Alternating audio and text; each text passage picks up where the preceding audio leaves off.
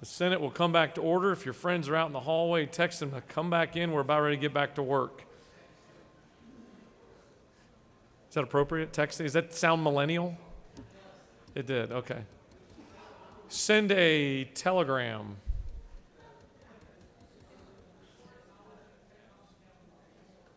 Technology. Senator from the 29th is on a roll. He's here all week and twice on Saturdays. All right, we'll come back to order in 60 seconds. Come back to order and pick up where we left off on SB 415.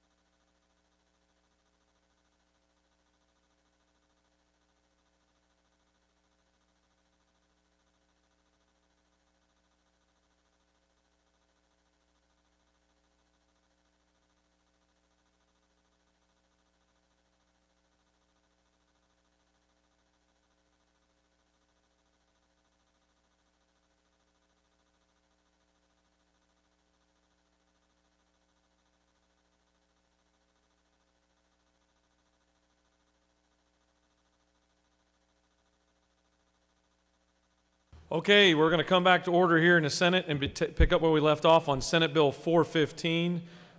Chair would like to recognize the senator from the 18th to speak to Senate Bill 415.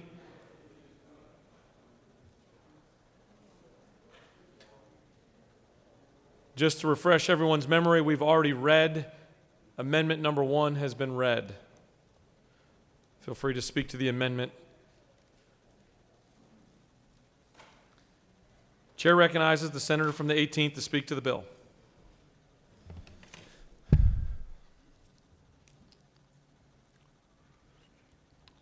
Good afternoon, colleagues, and thank you, Mr. President. I will get to the amendments a little bit later, and I appreciate Senator Gooch's work on this, Senator from the 51st work on this important piece of legislation, and I certainly appreciate the others that have had input in this. And I think one of the questions that Senator from the 46th indicated and addressed, as well as the Senator from the 51st, is how did we get here?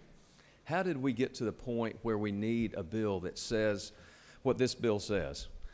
As originally filed, this bill encompassed a lot more. It dealt with issues related to our Civil Practice Act. It dealt with rules with regard to how judges try cases, with how juries ultimately are given information and how they interact. And that was in a different bill. And so what we have with Senate Bill 415 is pretty limited. It's limited to the topics as addressed by the senator from the 51st. But we got here because we have an issue, we have a problem in Georgia. And I won't give you those statistics, those details. The senator from the 46th went over them very carefully and talked about the problems that Georgia is viewed as having with our judicial system. And we do have a problem. And many times in life, one of the best indicators of where you are and where we are is a trend line.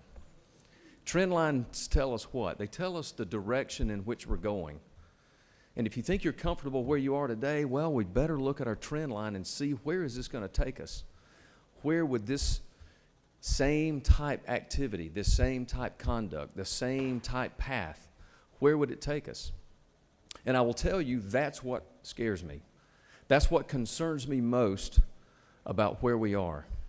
For those of you that participated or perhaps looked at the tapes with regard to the Senate Study Committee that the senator from Toccoa chaired this summer, we heard multiple folks come and talk to us about issues of premises liability, about issues of significantly higher verdicts than anyone would expect with regard to the facts that are underlying that verdict. And the most arresting part of all of that to you, colleagues, to me, is the fact that if you look at the last 24-month window, Things don't happen overnight generally in life, and things don't happen in society overnight. But the trend line and the problems that we've got visiting Georgia ought to really concern you. It ought to scare you. It ought to make you wonder what's going to happen to the small business in this state as we continue to try to make it be a good place to do business, a good state for people to live, work, and play. But live, working, and playing involves something that we all do monthly, quarterly, or yearly when we write insurance premiums to our insurance companies. And those are the kind of things that I'm hearing about from constituents, and those are the kind of things that we heard about from folks that came and talked to the Cost of Doing Business Study Committee that the senator from Toccoa chaired this summer. And if you heard those stories or you heard about those stories, we ought to be real concerned. You're talking about small mom and pop trucking companies whose premiums are double and tripling inside of a year.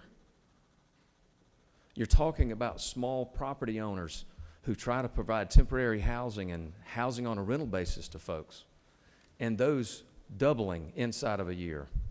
Nobody looks at our premiums in this state for automobiles or anything else on the spectrum and says that's a pretty healthy environment.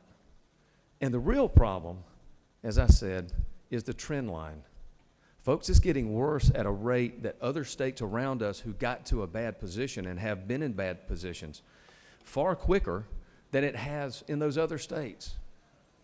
So how did we get here? We got here because of a great concern about, will Georgia remain a great place to live, play, do business, have a job, raise a family, and be able to afford the basics of life? Because in modern society, the basics of life necessarily include paying for insurance to cover things for us, whether it's your car, your house.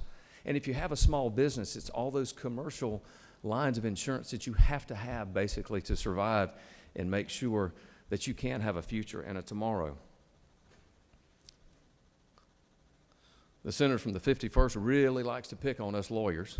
I don't think he likes any of us, even those that co-signed his bill. So this is not about hating lawyers. This is not about demonizing plaintiffs' lawyers. Because the truth is, plaintiffs' lawyers serve a very legitimate purpose. They represent some of the folks that are the most injured, the most in need, the most in the middle of a life crisis. And they serve that job well. But the problem is we've got some folks that don't fall into that category of those that we would believe are necessarily good plaintiffs' lawyers that do it right and play by the rules and don't try to rig the system and don't take advantages of rules where we wind up with verdicts that shock the conscience and leave you scratching your head when you read and you hear in the news what happened. Let me go over just a few of the things. And I know that senators from the 46 talked in detail about many of the topics. And I just wanted to hit a few for you.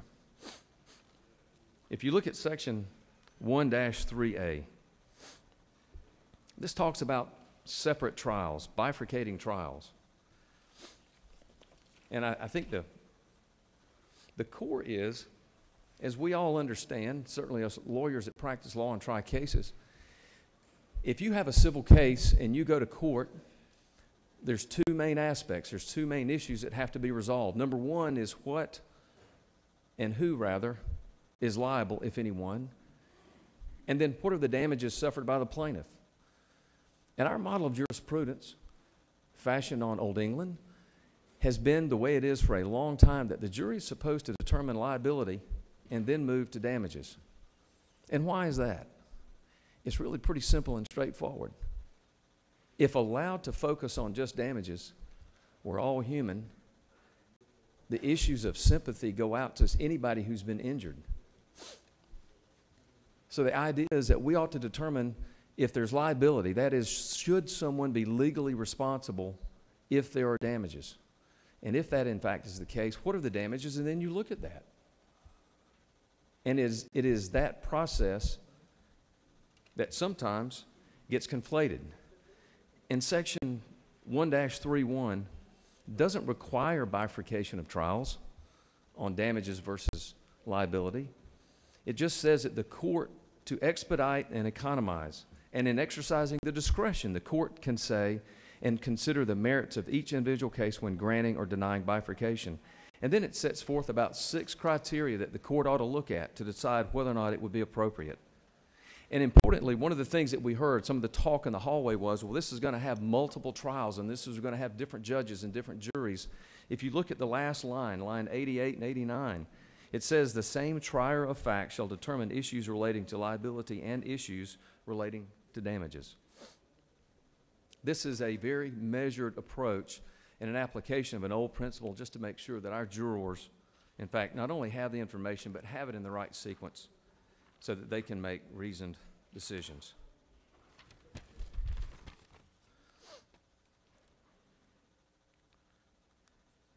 One of the other sections that's in here, and quite frankly, I don't think that the plaintiff's lawyers, so to speak, really have a problem with this, and if they do, I haven't heard of it, and I don't think any of us have. And it relates to Part 3, Section 3-1, for the immunity of liability related to cities or municipal corporations to the same extent that counties have sovereign immunity when it comes to joint airport authorities. I think most of us know, of course, that our Constitution recognizes counties in a way differently than we do municipalities. And counties often and typically enjoy immunities like sovereign immunity in a way that does not extend to municipalities and cities. So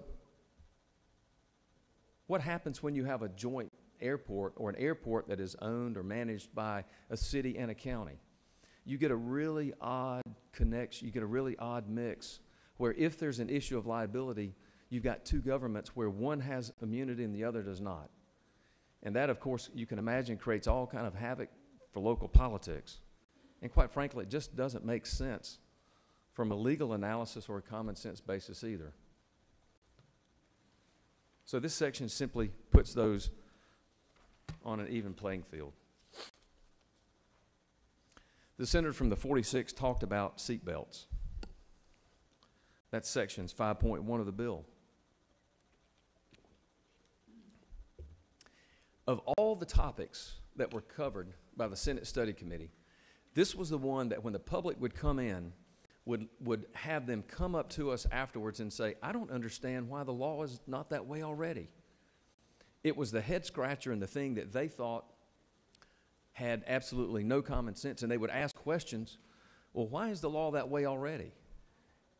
And the truth is there were some people that were astute enough that already knew, and they were maybe a student of politics, and they would realize that this relates to a previous speaker who set the law that way, and it wasn't based on public policy. It was based on the politics of the day that said non-seatbelt use would not be admissible. And so that's the system we've had. Now think about the time of that some few decades ago and how the law has been since then, when seatbelts were basically the one safety mechanism in a car.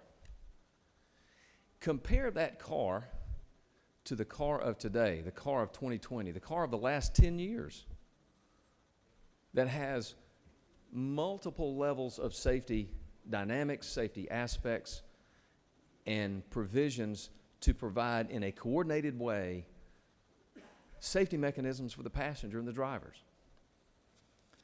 And so the question becomes, does it make sense, y'all? Does it make sense if someone is going to drive a vehicle today to actively disengage a safety aspect of a car they're riding in? I don't think it does. I would ask you this question. If you think it does, would it make sense to you for a driver to actively turn off the airbag of a car and then sustain greater damages, greater injuries because the airbag was off, and then claim that shouldn't go to the jury? Nobody should be told that they didn't have their airbag on. And at this point, the way cars are designed, it's so much components that work together. So, what do we have? We've got an effort to try to keep an archaic law in place that was not good public policy when it was first passed, hasn't been good public policy all these years, but in fact has gotten worse in its effect when it comes to litigants going to the court system, and that becomes an issue. Again, very common sense. If in fact you choose not to wear your seatbelt, it is unfair to the other litigants for the jury not to know that and understand that if you made that choice.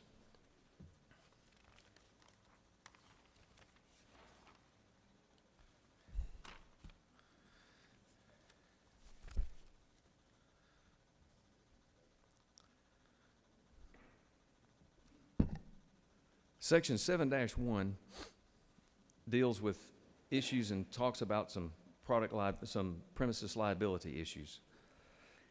And you'll see that extends on into 7-2 and a few pages beyond that up until the 7-A1.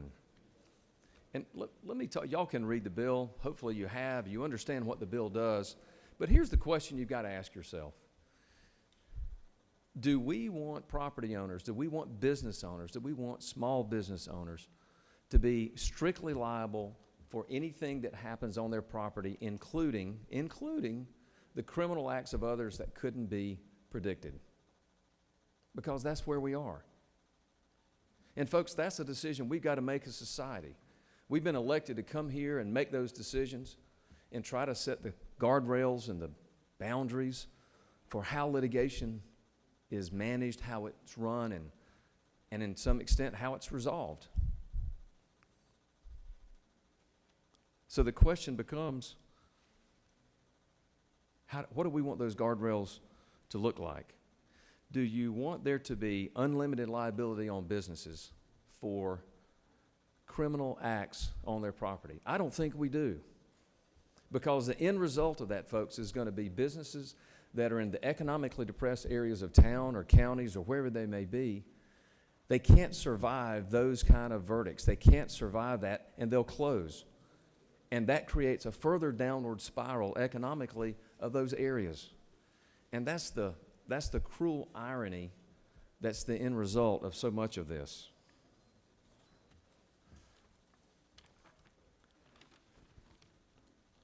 The next section is section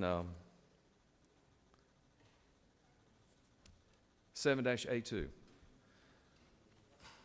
This is the portion dealing with punitive damages. And the bill is authored by the senator from the 51st,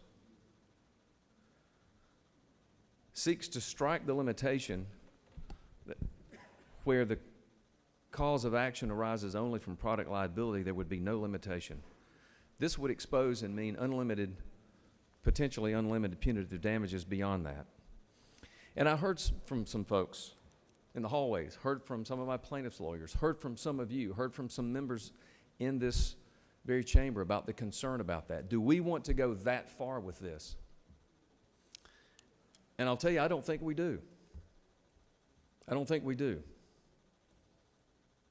And I've worked with a fellow senator from Columbus, and we've offered an amendment. I don't know if it's made its way around, but I have co-sponsored the amendment to strike Section 7A2, beginning at line 479 through the end of 507. One of the concerns that was, I think, very astutely pointed out was, might this limit the possibility of our state's recovery for the opioid abuse? We certainly want to go after those folks for all that we can for what they've done. And I don't want to stand in the way of that. I don't want to be an impediment to that. And quite frankly, from a personal perspective, there are other times, in fact, where we need to have a heavy hammer for bad actors. And for that reason, I want to thank the senator from the 51st, quite frankly, over the lunch break. He's the sponsor of this bill. He has worked hard. He's the author of the bill.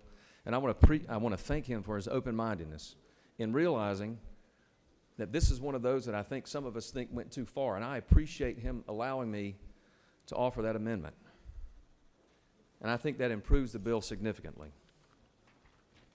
Quite frankly, I wish we'd had more of that type negotiation, more of those type communications. But that was frustrated with the way this was ramped up to today, and I'll leave that to the senator from the 51st to address that when he makes his closing remarks.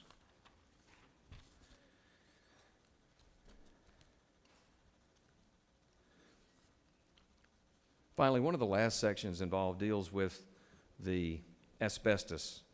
There's kind of two provisions in here dealing with asbestos claims.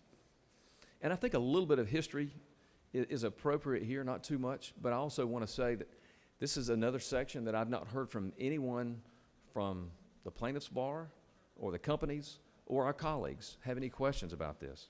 But I do want you to understand what it does and what the objective is. And to do that, please understand that more than 120 companies have been forced into bankruptcies because of asbestos-related liabilities. And as a product of that, companies have funded 70-plus trusts that hold approximately $36 billion to pay claimants. And that's what that money is there for, and it should be there to compensate victims.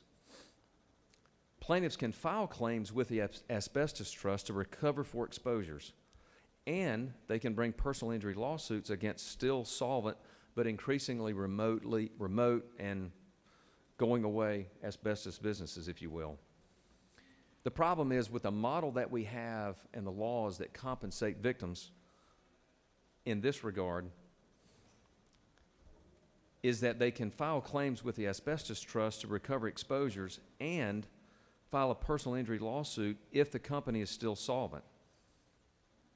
And the disconnect between the two means that it can lead to unfair trials of defendants and double dipping of plaintiffs, where the plaintiffs receive damages from a lawsuit, but they also file a claim against the trust. Transparency regarding plaintiffs' bankruptcy trust claims are necessary, as the trust claims file contains information relevant to their asbestos civil action in the tort system.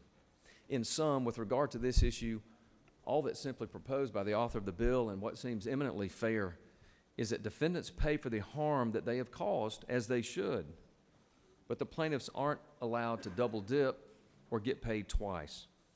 There's a lot of things about our system of civil justice that are designed to prohibit that, and this is a loophole that needs to be closed. It's important to understand, please, that this legislation does not limit, restrict, or prohibit a plaintiff from receiving full compensation. Many states have enacted asbestos trust claim disclosure laws, and rightly so.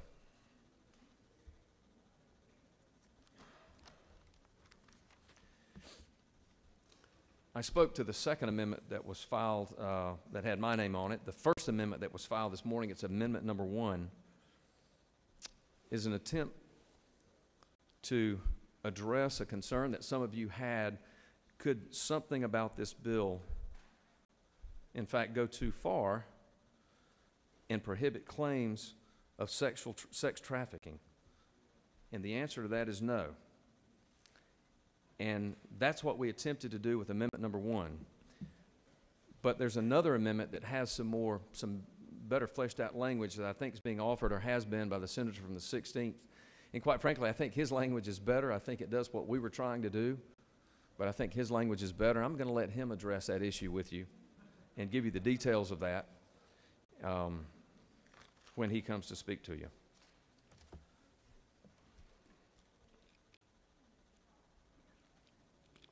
So the last thing I want to address with you is this. Y'all see the big verdicts. You see the billboards. If you drive from Atlanta or Macon to Atlanta, about half of the billboards are telling you about the biggest verdict that the latest plaintiff's lawyer received. And the question that I want you to ask yourself is, who's paying for that? Who's paying for those? Who pays for the big verdicts? And it's easy just to say, well, just some insurance company paid it.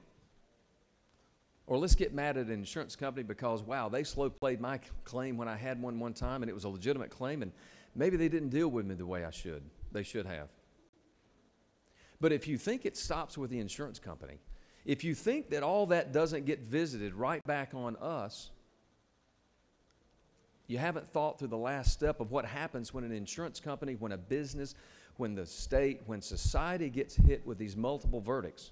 And I'm not talking about the legitimate verdicts where defendants should pay for a plaintiff's claim when a plaintiff has been injured and there's liability and the plaintiff ought to be rewarded or awarded a fair and just compensation.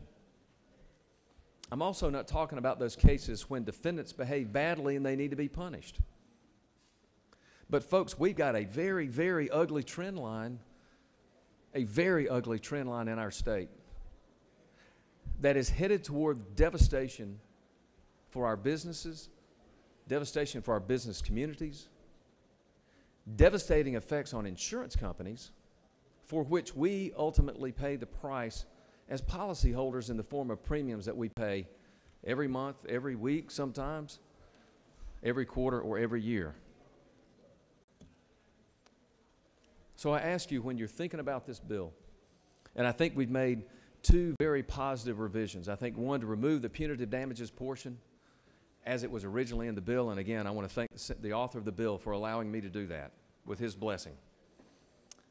And secondly, the amendment with regard to make sure that there's no impairment, there's nothing in this bill that could possibly impair or deal with sex trafficking issues or limit it in that way. I ask your favorable consideration for this, not just because a lot of work has been put into it, not just because we had a Senate study committee and citizens from around the state came out and begged for something to be done, but because you're concerned about the trend line, you're concerned about where this is going, you're concerned about the business environment in Georgia, you're concerned about putting this back on a level playing field. And I think that's what this bill largely does. And with that, Mr. President, Senator, you have no questions. I'll yield the will. Thank you. Mr. Secretary, can you please read the amendment number 2 and amendment number 3 that has been brought to us? Senators Robertson, the 29th, and others offer the following amendment number 2 to amend committee substitute to Senate Bill 415 by striking lines 478 through 507. Senators Harbin of the 16th and others offered the following amendment number 3 to the committee substitute to amend the committee substitute to Senate Bill 415. At the end of line 461, add a semicolon and add, provided that nothing in this section shall eliminate any liability for any landowner that knew or should have known that property was being used in furtherance of illegal drug trafficking or human trafficking. End quote. That completes the order, Mr. President.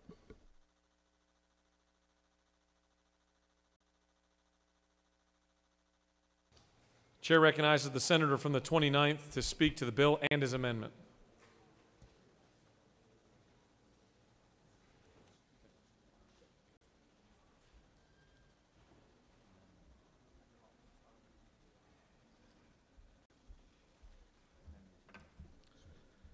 Fellow senators, I don't think there's much of a question on where I stand on adjustments in tort here in the state of Georgia.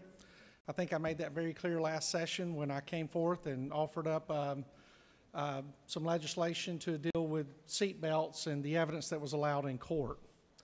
I think small adjustments are necessary. I'm a strong proponent of the 7th Amendment, and I'm a strong proponent of free market. And I think what this amendment does is it prevents caps being placed on here because, as everybody knows, my prior career, I saw the opioid epidemic from its beginning, and I don't think that we should take the power away from juries and those experienced in tort law for making decisions that are best for our communities. And so I ask your support for amendment number 2, and I appreciate your passage of this bill. And with that being said, I yield the well.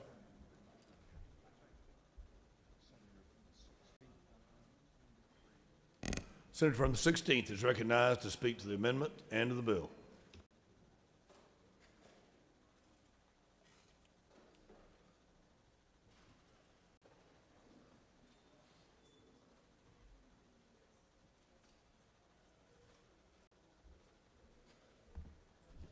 Thank you, Mr. President. This endorsed amendment basically deals with this, is if there's knowledge of sex trafficking or human trafficking, we want to make sure that there's not any elimination of that from the standpoint of holding them liable.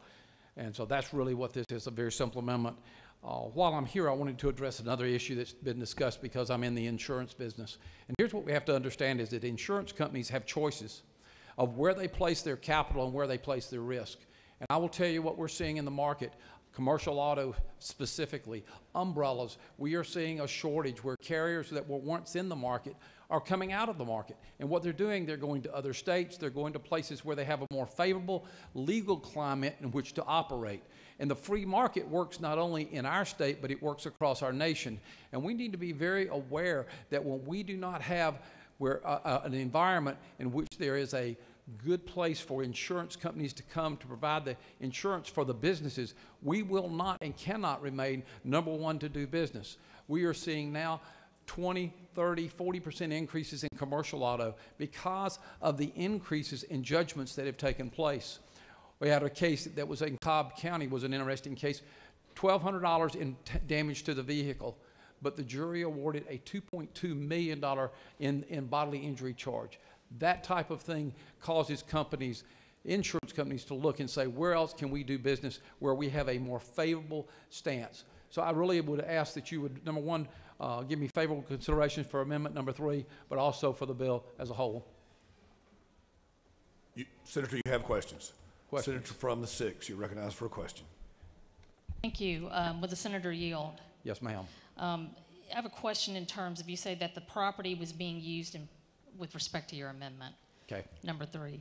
You indicate that the property must be used in furtherance of illegal drug trafficking or human trafficking. What do you mean in terms of the property being used in furtherance of these crimes? Furtherance would be this: if they have knowledge that is being used to promote drugs or to promote any type of sex trafficking from that standpoint, if they're understanding that portion. Will you yield full nut from it just for a follow-up? Yes, ma'am. That's what I'm not understanding in terms of using the property in furtherance of these illegal activities. I'm not sure exactly what that means, to be quite frank. If they have knowledge that the property is being used for any of those 2 items, sex trafficking or drugs, that they have, that this is not going to exclude them from that.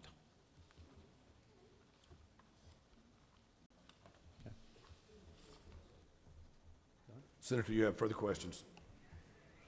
Yes, ma'am. Yes, sir. Senator from the 45th. Will Senator yield? Yes, ma'am. Senator, I know that some of the other senators talked about the billboards with lawyers, advertisements, and I see those too because all of us stay on the road quite a bit. But isn't it true that when we turn on the television or turn on the internet that we're have a lot of advertisements from insurance companies? And when I think about that, I think about the famous Geico lizard. So are they not using their profits to go into advertising because there is more advertising with them also? Is that not true?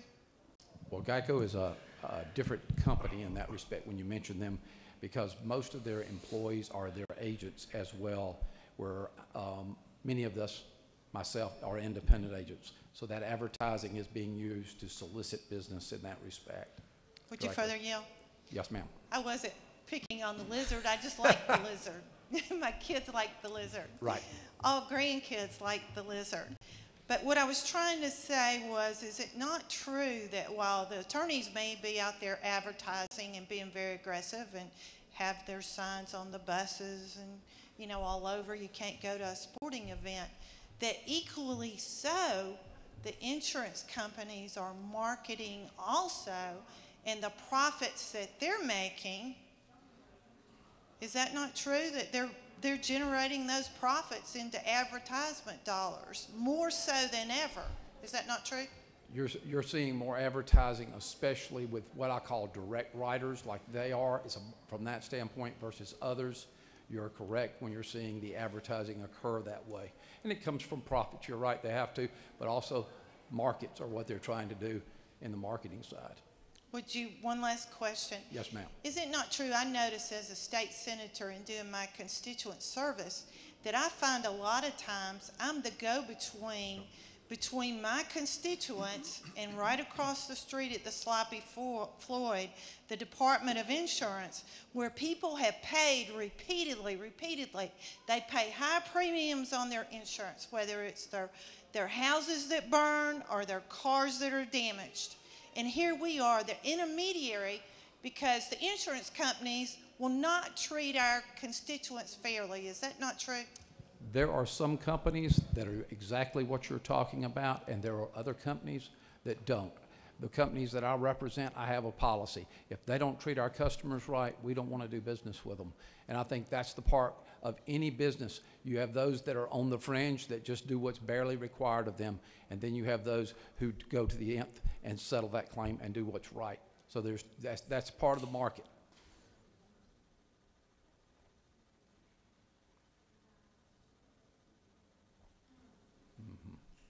Senator from 45th, have you concluded? You have no more questions. No further questions, Senator.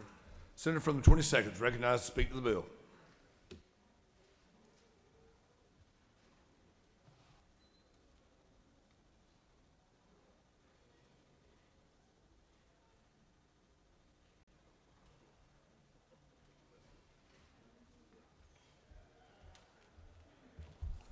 Thank you, Mr. President. I rise in opposition to the bill for many reasons, one of which is the 9399 language, which takes out the misdemeanor tolling provision and only adds it for felonies. And one of the things that we've been discussing is car accidents and DUIs or things of that nature, but it also does not include, what we have not been included in the discussion is misdemeanor battery type cases, where you have persons who may have a battery case. A battery in Georgia means capable of being seen bodily harm, capable of being perceived by a person other than the victim, and may include but not limited to substantial black eyes, swollen lips, substantial bruises to body parts. So that basically could mean that a woman, and we'll just use a woman as the example because many times they're the ones who are victims of it, who has an incident with boyfriend or husband or something of that nature, could have black eyes, broken teeth. It's only going to be a battery case. There's not a felony case for that. Felony would be aggravated battery, but that's a much higher standard, and I'll get to that also. That's going to be a battery case. She may not feel comfortable, number one, even coming forward on the criminal case. That's going to take time. The time that it's going to take to actually even get her into the office to want to even come talk about it, that's a period of time. The time that you finally get her to the point of maybe possibly even prosecuting takes time. And then what happens during all of this period of time, many times what takes place is the person that she's dating, they go through a makeup kind of phase. And so at that point in time, they make up with each other, and she then comes and drops the charges because they've made up. Well, the makeup was due because of the dropped charges. As soon as the charges get dropped, not long after, there'll be a verbal argument or something, and he'll kick her out the house. But yet she still has his medical bill, and it's not going to be hundreds of thousands of dollars, but it is a bill that is out there for her to pay that she cannot do. And her statute of limitations now is run because she's stuck with just the regular 2 years. That's what she has. That statute of limitations is now run. You could also have an example of being charged with a felony. Let's say it does go to the level, or we think it goes to the level of aggravated battery, but it's a close case, but you have an aggressive prosecutor who charges it that way. But yet, he talks to her and says, I can plead to it, but I only plead to a misdemeanor. You know, we still get along. And you know I don't have the money to pay this $4,000 or $5,000 medical bill. Tell the court that there's no restitution. That's what I want you to do. And so the case gets amended to a misdemeanor. Case gets amended to a misdemeanor. She and he then break up. The probation officer or whatnot can't find her. Probation, there's no restitution because she told the court there was no restitution. He kicks her out the house. She then says, I have these medical bills, not hundreds of thousands of dollars, but they exist. She files on her own suit in magistrate court. He goes and gets a lawyer, and the lawyer says, Well, there's a law that says you're barred because even though it may have been charged with a felony, the legislature really isn't clear. This was a misdemeanor. It was always a misdemeanor. He files a motion. She gets something in the mail talking about that the statute of limitations had passed. She doesn't answer that. But yet, that dental company and everybody else still wants their money. There's absolutely no reason to change this provision. That's who you're going against. This isn't about DUIs and insurance companies and things of that nature. That is one part of it. But understand, by changing this provision, you're actually now putting persons at risk. You're actually now putting women especially at risk by changing this provision. That they are not going to have any place to get any type of restitution for the injuries that have occurred to them. And there's no amendment that can happen other than to take this provision out, because it always doesn't have to be domestic violence. It could be any kind of violence. And so therefore, that is one reason. Another one is when we talk about premises liability. We heard about the Six Flags case. We heard about it. But one of the things that we didn't hear about it was that with the Six Flags case, part of the persons that did the injury, the debilitating brain injury to the victim, they were Six Flags employees. They were all part of a big gang, which were Six Flags employees, which they were on notice of being employees of Six Flags. Cobb County Police Department actually testified and said that there's no reason why Six Flags should not have known that their employees were part of this gang, because within the area where the employees get dressed, their dressing room area, is all kind of gang paraphernalia. That put them on notice. But they were on further notice than that, because that day, family members have been going to Six Flags saying that these 15 to 40 people who Six Flags knew, some of them were their employees, are harassing everyone. They're dangerous. They're making threats. And the court then says that that family was lucky enough to escape and get in their car and leave. But the victim in this case was not lucky enough to escape. And what we don't hear is we hear about the big verdict, but you don't hear that this person had debilitating brain injury. So they're debilitated for the rest of their life. That part is left out. So this basically is a situation where Six Flags understands everything that's going on, and basically the position of those who are presenting this is, well, if you can get off there, if the beating happens on their property, maybe you have a case. But as soon as you step off their property, even though they know there's a group of people running around harassing people and making people scared, even though they know that some of these people are their own employees, even though according to the evidence, every single night they discussed gang activity, even though they know that the year before, just 1 year prior, there had been a gang shooting, if you make it off the property, just a little ways off the property, all of that doesn't matter. Now they have no liability. And so for those reasons, and particularly the 9399 language, is so problematic for those who are going to be victims of crime, not just being in an accident for a DUI, not suing an insurance company, who to you and I, $5,000, $7,000 might not seem like a lot, but to somebody, that is it. They don't have it at all. And we were their protection. And we have decided to remove that protection. And that's why we should oppose this bill and vote no. And I'll be glad to take any questions, Mr. President, if I have them. Senator, you do have questions. Yes, sir. Senator from the 45th.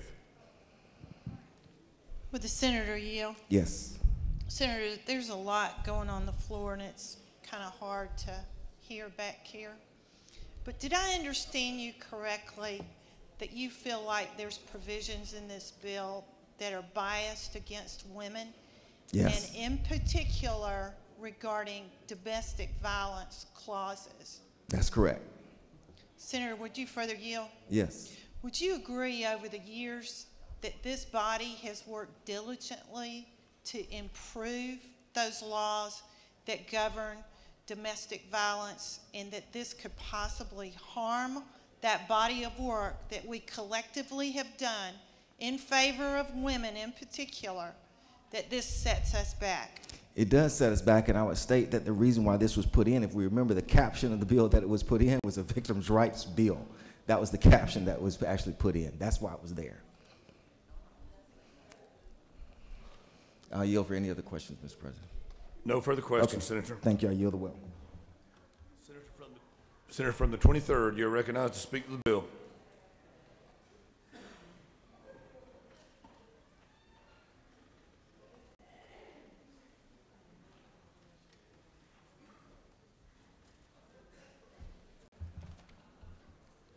Thank you, Mr. President. Senators, I rise to oppose Senate Bill 415, authored by the senator from Dahlonega, and as described by the senator from Athens, the mother of all lawyer bills. This is a flawed bill that has come from a flawed process. Originally assigned to the Judiciary Committee as Senate Bill 390, the meat of the bill was repackaged and sent over to Insurance and Labor as 415. Yet the bill left behind in Judy retained all of its provisions until the day 390 was set to be heard last week. Judiciary made a Herculean effort to deal with this massive bill. A committee substitute for 390 passed Judy on a bipartisan basis, but instead of having 390 to consider today, we have 415, which got out of insurance. This is a complicated bill with serious ramifications for our legal system. It should never have been assigned to a committee that has no attorneys in its membership. This convoluted method of presenting legislation didn't begin with the filing of 415. The bill did not come from the state bar, where attorneys of all viewpoints would have been able to contribute. It was conceived in the final report of the Senate Study Committee on Reducing Georgia's Cost of Doing Business, chaired by the senator from Toccoa. The chairman of Judiciary was not appointed to that study committee.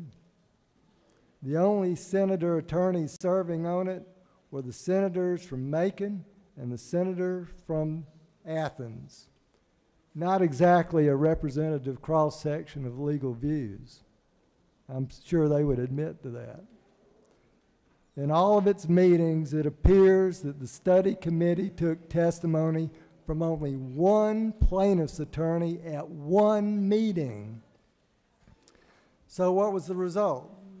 This hodgepodge omnibus bill, Christmas coming early to the defense attorney bar. As you may recall, several smaller scale efforts had been wisely voted down last session. So the strategy changed. Apparently they concluded they could throw as much into one bill and try to overwhelm opposition. 19 proposals were combined to tip the scales in favor of defendants, i.e. tortfeasors. Folks, this bill has not been properly vetted. It is nowhere close to being perfected, even with all the amendments and all the efforts that are flying around. There are just too many unanswered questions. My light to ask questions of the author was lit the entire time the author was in the well. Never recognized. What were some of my questions? Questions that would have been raised in committee, but just as to one part of this bill. First, I would have asked, isn't it true that Senate voted down a standalone bill, seatbelt admissibility bill last year?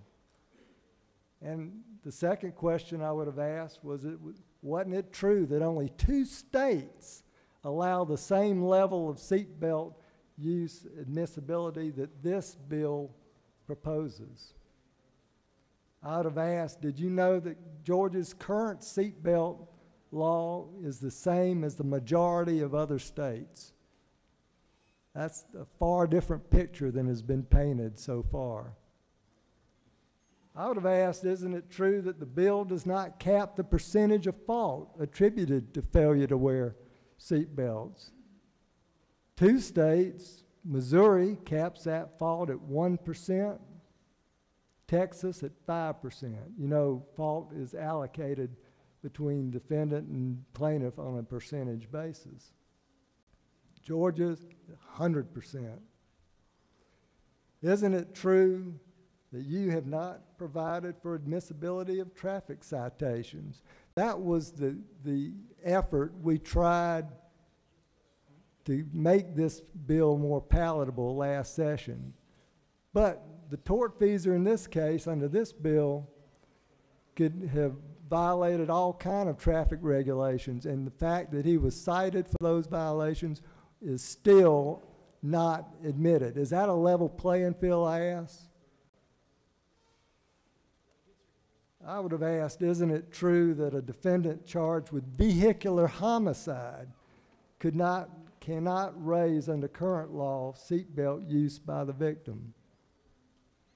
But under the proposed changes here, this bill would allow that same criminal defendant the opportunity to defeat the injured driver if the victim tried to sue the criminal defendant found guilty of vehicular homicide. Seatbelt use could have come in and outweighed their case. I would have asked, isn't it true that your bill would not even allow an unbelted infant toddler to win against the wrongdoer who caused the accident?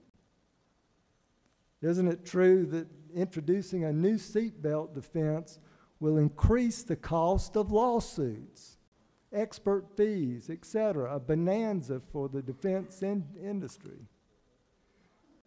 I'd have asked that, isn't it true that any marginal probative value of seatbelt usage is far outweighed by its unfair prejudicial impact?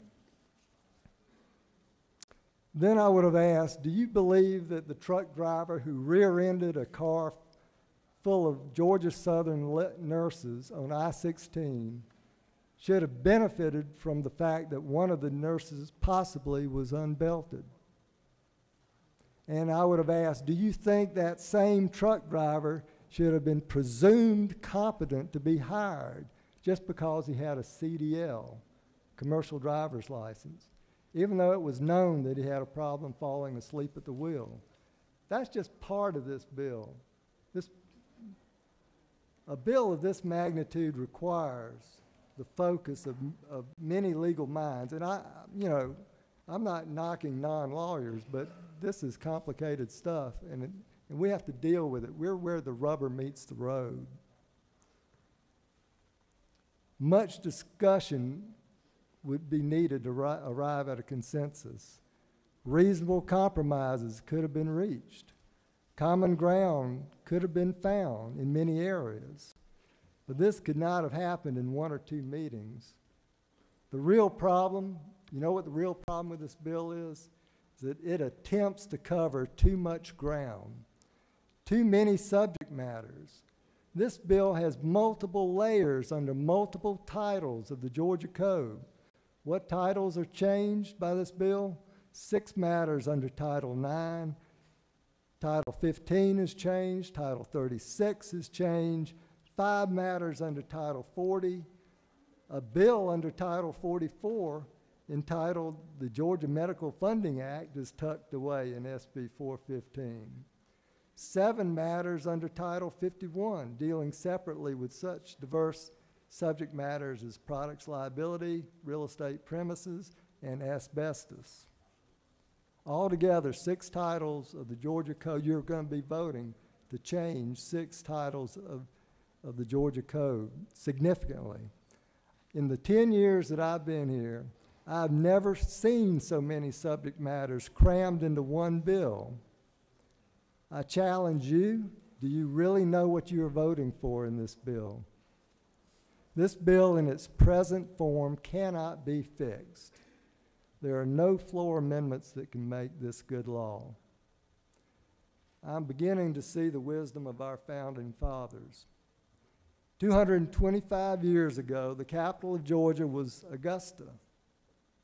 Lobbyists effectively bought the entire General Assembly, bribing both chambers to sell Georgia's birthright for a bowl of porridge. That is, millions of acres of land for a penny an acre. Enraged, the voters threw out the legislators and moved the capital to Louisville. The first thing that the new legislature did in the new capital was to rescind the Yazoo fraud. The bill was burned in a public ceremony with fire from heaven. The pages were torn from the Georgia Code. 3 years later, a constitutional convention was held in Louisville and addressed the evils which led to the Yazoo law. Foremost among these was the lumping of different subject matters into one bill. In the case of the Yazoo fraud, it was the sale of Georgia's western lands along with providing benefits for veterans of the Revolution. Today, the banner is reducing the cost of doing business. Who could argue with that? But what is really happening is the narrowing of our constitutional rights, particularly the Seventh Amendment right to trial by jury. That is why I had legislative counsel research whether the original SB 30 and now its sister bill 415 comply with Georgia's Constitution. The conclusion of legislative counsel, I quote, "The subject matter included is so broad and extended that it very much risks a violation of the multiple subject matter rule. That rule is enshrined in Article 3, Section 5, Paragraph 3 of the Georgia Constitution, which provides, and I quote again, 'No bill shall pass which refers to more than one subject matter.'" We don't need a ruling from the chair. We don't need the Supreme Court to strike down the law as it did with one of the last efforts at so-called tort reform. We know a bad bill when we see it. We can vote it down and start over and do it the right way. We definitely don't need to rely on the House to fix our problems with the bills that we sent over. Why is this so important?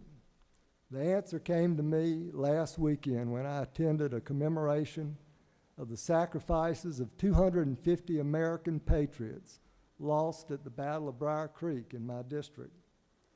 Our forefathers fought the American Revolution in order to secure our rights. We care about the First Amendment right to free speech and association. That's why we passed Senate Bill 318, Campus Free Speech.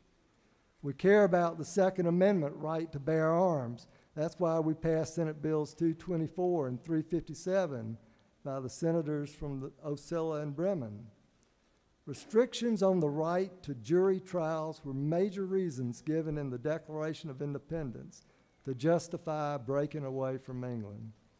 We should protect our Seventh Amendment right to trial by jury and reject the Senate Bill 415 attempt to dilute that right.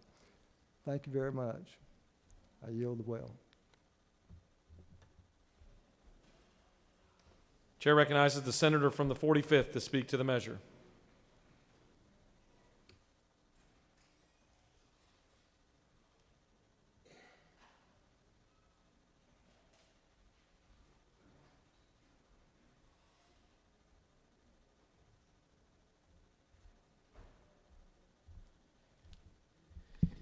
Thank you, Mr. President. I rise in opposition to Senate Bill 415.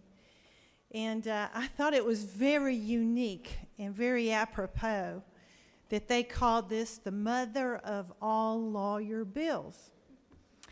And it truly is, because the chairman, who I have the utmost respect for,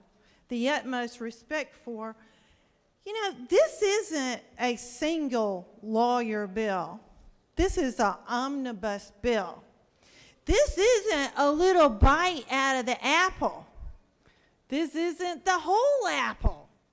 This is the whole daggum crate. And you know what we're doing?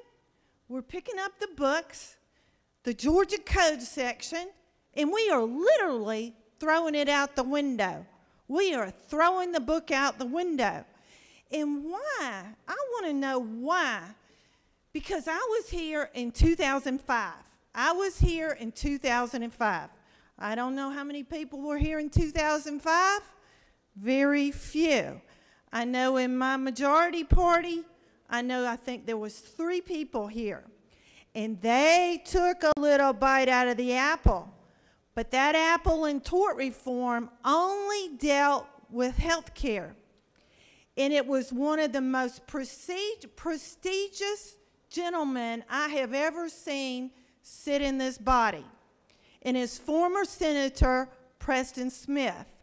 And he led the charge on health care tort reform. And he did a fabulous job. So the question is that the chairman is asking, why now did you come forward with an omnibus bill that literally has 6 titles in it, 6 titles, and it includes everything. I made a list. He's very sophisticated. I'm not a double dog. I'm a single dog from the University of Georgia. I'm just a plain old person. I speak plain old language. I don't get up here and speak this lawyerly language. But I can relate to every one of you because you have common sense. You do not want to throw these law books out that window. You do not want to create an omnibus bill that is so flawed that the chairman, who is the most soft-spoken person, he's the opposite of me, he's getting up here and talking about the Georgia Constitution and how we are literally slaughtering it and bringing about this omnibus bill. Well, why are we doing it? We are literally the best state in the nation to do business. There is a reason why corporate headquarters are moving to Roswell, are moving to Alpharetta, are moving to Dunwoody, are moving to Stockbridge, because they know it's the best place to do business. Well, why would they keep moving here? Why don't they say, wait, we draw the curtains. Don't go here. This is the judicial hellhole. I never even heard that term before until today. Never heard it before. So why do those corporations keep moving here? Why did they put all these letters on our desk? Why didn't they come here 6 months ago? It literally took about 5 years for Preston Smith to bring that medical tort reform to the table. It's taken about 6 months to get this omnibus, I'm going to say it right, this big-time bill on our table, and we're supposed to sit here just a few days before crossover, and lo and behold, guess what? The chairman's already said it. He's already laid it in our lap. When it goes across the hall to the House, what's going to happen? It's going to sit right there on the Speaker's desk. So we are sitting here, we are struggling, we are passing this massive bill, and it's going to go right over there, and guess what? It's probably going to be dead in the water, because they're going to say, why are you doing it? Why are you doing it? Why are you passing this bill? There's got to be a reason. It's not the business community. I understand these big awards, and I want to talk about these big awards just for a few minutes. They said this was modest changes. Modest changes. If this is modest, I'd hate to see what whole hog is. I'd hate to see what it would be, because we are literally throwing these books out the window. I could get going on this, and I am going to get going about a few things. I want to talk about a few things in it. And you know, the chairman could name all these titles. I'm not that sophisticated. But I can go through that and pick that bill apart. And let me tell you what gets under my skin. Number one is about that asbestos. I don't like that asbestos either. I don't like turning on my TV every time and you see that asbestos jump out at you and those asbestos lawyers. But let me tell you a story. My brother was a retired veteran from the Navy. And he called me and he said, Renee, I'm his little sister. What do? I know I've got lung disease. He said, I see all these ads on TV. And you know, I was skeptical. I said, well, go ahead and call one of them. You want to call one of them, you're retired, you got stuff to do, go ahead and call one of them. Well, lo and behold, He was diagnosed with asbestosis. He had lung disease. He ended up passing away. But one of those TV lawyers, they helped him. I was so skeptical. And they got him a portion of his disability so that in his last few years, he got a little bit of extra income. And God bless him, and God bless that TV lawyer. I had no confidence in them. And guess what now? Guess what? Guess what? Now we got 3 amendments on our table about human trafficking. Lo and behold, in that committee, they were dogging it, and they got it put in there, but they knew that was a soft spot in here. And they knew it was a soft spot because we've been working on this subject matter for a decade now. This is our legacy. This is what we go to the table. When we go back home and we talk to our constituents, we talk about child sex trafficking and the work that we've done in the past decade. And that's why you got those 3 amendments here, because they want you to vote for those 3 amendments and say, we took it out, and now vote for the bill. Well, guess what? Don't fall for that. Don't fall for that. You have been on those bus tours. You have been to DeKalb County. I'll never forget asking the senator back there in the very back from the 55th when we went out to Flat Shoals Avenue. And I asked her, I said, Senator, why do we go out here and a hotel room is $25 a night when I'm paying $125 in Gwinnett County at the Mall of Georgia, $25 a night? I said, why don't you shut these places down? Why don't you call code enforcement? And you know what the answer is? Renee, there are so many of them. They're so pervasive. So why don't we hold those hotel owners' feet to the fire like we should and hold them accountable for turning their head and saying, we don't know what's going in that room for $25 a night. It might be $25 an hour. We don't know what's going on. So I'm glad they put these amendments down, but don't let them fox you. Don't let them fool you. They're just putting that on the table to give you a little bit to say, let's go ahead and vote for this bill. But you know what their motives are. You know what their motives are. They took it out for a reason. Now I want to talk about a lady that's sitting up there in the gallery. She's been here all day. Her name is Kelly Clark, and she is the mother of Emily Clark. And unfortunately, Emily was one of 7 nurses. This is an issue that changed my whole life in this body. I will never forget. I will never forget the Women's Caucus that put together the memorial ceremony for the 5 nurses that were killed on I-16. And everyone says to me, Renee, you voted for medical tort reform. Yes, I did. But my eyes were awakened when those 7 nurses got up in Valdosta, Georgia, and were driving to Savannah, Georgia. And 5 of those 7 nurses died. And the one that lived, Megan Richards, God bless her soul, it was a 18-wheeler, ran into the back of them. The guy had been driving all night. You want to talk about these CDL licenses? He had just rolled over a truck the year before in Alabama. He still had a CDL license. He was sexting all night, talking to his girlfriend, texting back on the West Coast. At 5:30 in the morning, he rammed into the back of this car. Traffic was already backed up 1 mile. He could have seen that on his computer. Traffic was backed up. He rammed into the back of them, and bam, 5 of the 7 nurses are dead. Can you imagine how many patients, how many Georgians those 7 nurses would have taken care of in their lifetime? And you're telling it didn't leave an impression on me? You better believe it did, because Megan got in the back of that car, and the girl that was on the other side, they knew the seatbelt didn't work. And Megan said to the other girl, let me sit in the seat where the seatbelt doesn't work. The girl against the window died.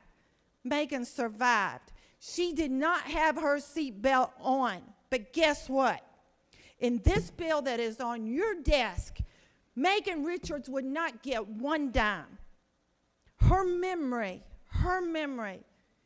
is waking up in that crash and smelling her best friend's bodies burning. And you're telling me Megan Richards and the bill that's on your desk would not get one dime. Do you want that to be your legacy? Does Megan Richards not deserve that? Does that lady sitting up there whose daughter died, are you saying her daughter died in vain? I'm saying her daughter did not die in vain.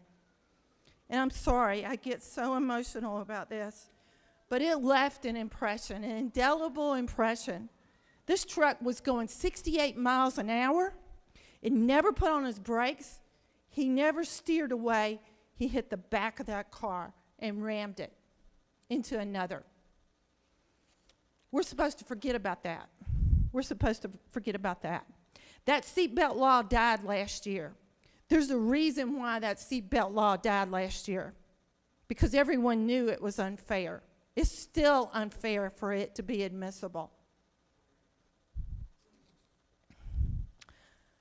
I want to close out and just say I've been here a long time, 22 years. I've seen a lot of bills come through here. I've seen a lot of bills rammed through here. This is the most extensive bill that I've seen, and I agree with the chairman. The chairman's leaving and I'm leaving. There's a lot of us in here leaving. We do not want this to be our legacy. Yes, there needs to be some tort reform, but let's take a little bite out of that apple. Let's don't take the whole crate. Let's don't take the Georgia Code and throw it out the window. Let's make sensible decisions. Let's make good decisions. And I submit to you that we're regressing. We're regressing on those human trafficking laws. We're regressing on those nurses who died. We're regressing on a lot of people. And we keep talking about the businesses. What are we here for? Who elected us? It's our constituents. It's the consumers of Georgia. They have rights. They need to be heard in court.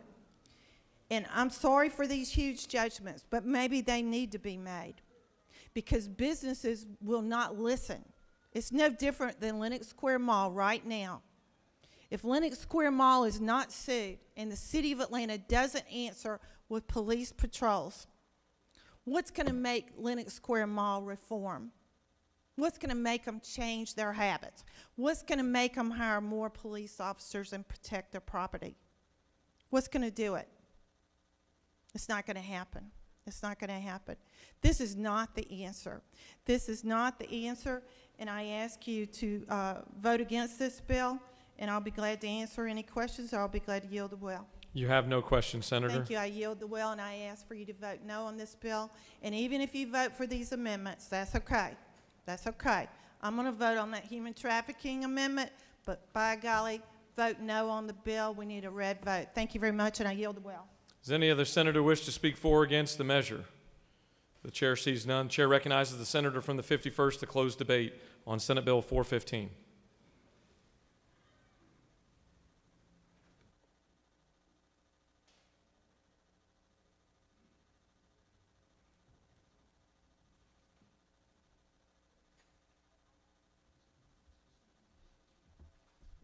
Thank you, Mr. President.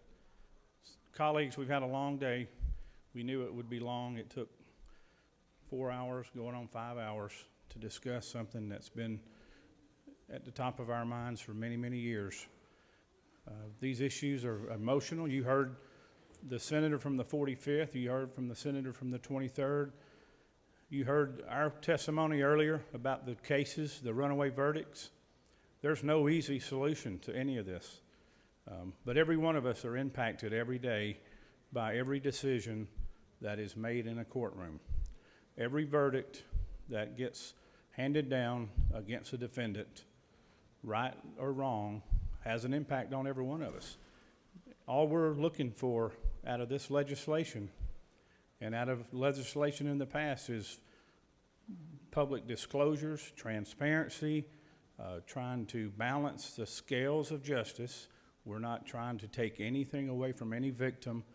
The true victims in these cases that you've heard about were due compensation, and they were due the verdicts that many of them got.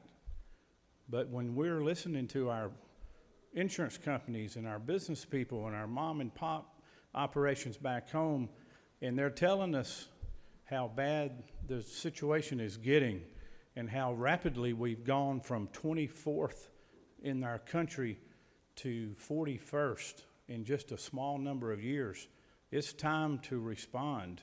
It's time for each of us to take the necessary steps to keep us on track to continue to bring those corporations into Georgia. Senator from Gwinnett County, you live in one of the most business-friendly communities in the state. But when businesses start to close their doors because they can't get insurance, then it's going to be too late. When we slide to 50th out of 50, are we going to come back then and say, okay, we should have done something back in 2020? I think this is the day we do it. I think we start this session and we take those steps forward incrementally. We're not doing it in a drastic, fast pace. We're doing it incrementally. I support the amendments that were put forward. I didn't see any amendments brought forward that we did not support. All of you had all day to draft amendments. You've had all week. You knew this bill was coming. You didn't draft amendments. The bill came through committee and was major changes were made to it in subcommittee, and then in the major committee meeting came to the floor. We followed the process. We didn't try to attach bills to other bills like some of you have done in the past. Let's pass this bill. Let's send it to the House. I'm sure it's going to get a good scrubbing over there, and we'll see what they come back with. In the light of the hour, we want to keep moving. We have a long schedule ahead of us for the rest of the night. We have a long calendar. When I get back to my desk, I'm going to ask for unanimous consent to table this bill, and we're going to move on with business. But we can't stop trying to balance the scales of justice in Georgia. Other states have done so in the past. We have to continue to do that here. With that, Mr. President, I'll yield the will.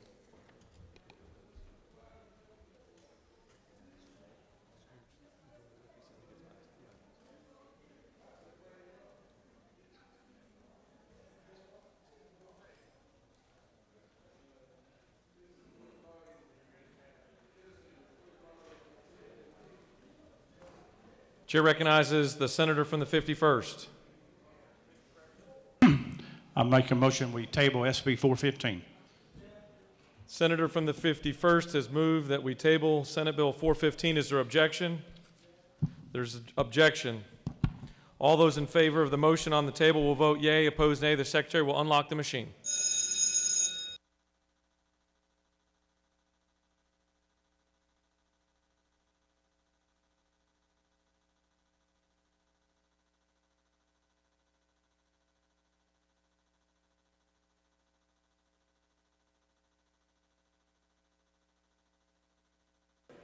Chair recognizes the senator from the 45th. Parliamentary inquiry. State your inquiry. Isn't it very obvious the votes are not in this room and we need to vote no? Certainly each senator can make that decision.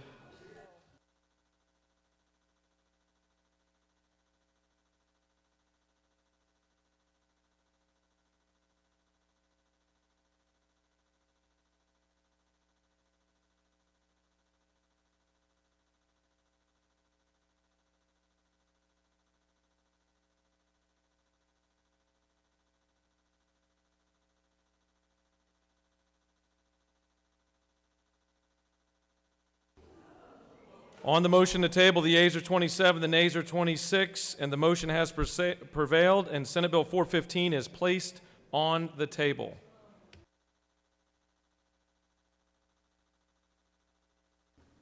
Mr. Secretary, can you please read the caption of Senate Bill 482?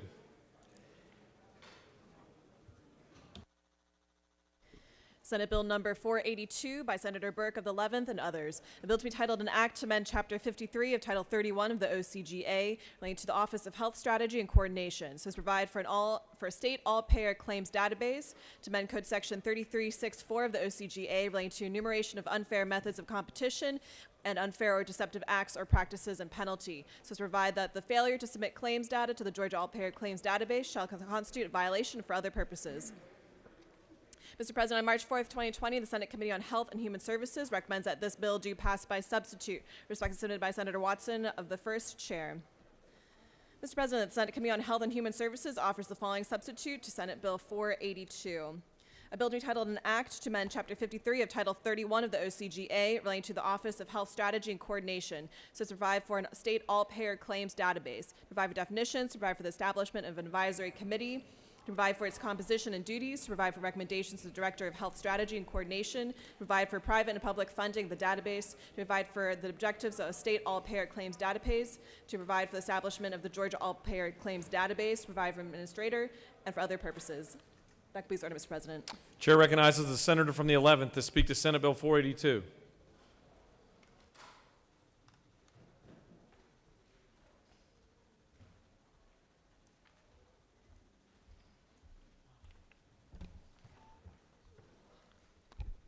Thank you, Mr. President.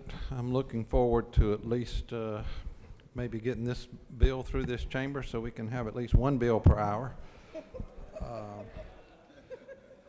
Senate Bill 482 establishes an all-payer claims database. The purpose of this bill is for the state of Georgia to be able to get accurate information on our cost of care so that we can pass policies in this body that will make the most sense for Georgia. So it provides transparency and gives our governing agencies some information so they can make the right decisions. If there are no questions, Mr. President, I yield the well and urge your consideration for Senate Bill 482. Senator, you have no questions. Does any other senator wish to speak for or against Senate Bill 482? Chair sees none. Questions on the adoption of the committee substitute. Is there objection to adoption of the committee substitute? Chair sees none. The committee substitute is adopted. Is there objection to agreeing to the report of the committee which is favorable to the passage of the bill? The chair hears none, and the report of the committee is agreed to. Is there objection to the main question being ordered? The chair hears none, and the main question is ordered. Questions on the passage of the bill by substitute. All those in favor of the bill will vote yea. Opposed, nay. The secretary will unlock the machine.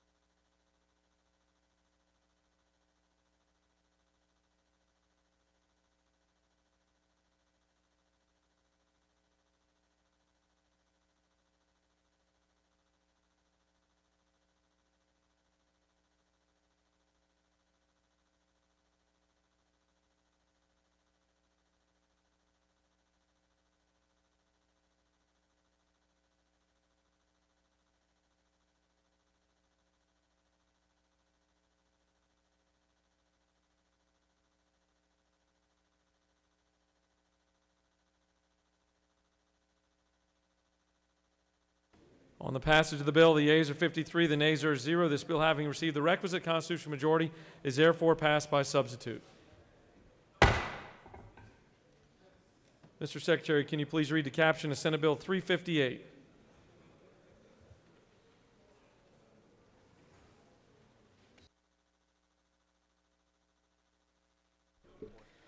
Senate Bill number 358 by Senator Harper of the 7th and others. A bill to be titled an act to amend Article 3 of Chapter 3 of Title 50 of the OCGA relating to state symbols so as to designate the muscadine grape as the official state grape, provide for related matters, people conflicting laws, and for other purposes. Mr. President, on March 3rd, 2020, the Senate Committee on Agriculture and Consumer Affairs recommends that this bill do pass. Respectfully submitted by Senator Wilkinson, Chair. Mr. President, Senator Martin of the 9th and others offer the following amendment number 1 to amend Senate Bill 358 by striking the word muscadine on line 9 and replacing it with the word scuppernong. That completes the order, Mr. President. Chair recognizes the senator from the 7th to speak to Senate Bill 358. Looking forward to this one. Thank you, Mr. Chairman. Ladies and gentlemen of the Senate, Senate Bill 358 simply does one thing. It designates the state grape as the muscadine. And why the muscadine? It was first successfully cultivated in our state in the 1700s and has been successfully cultivated ever since.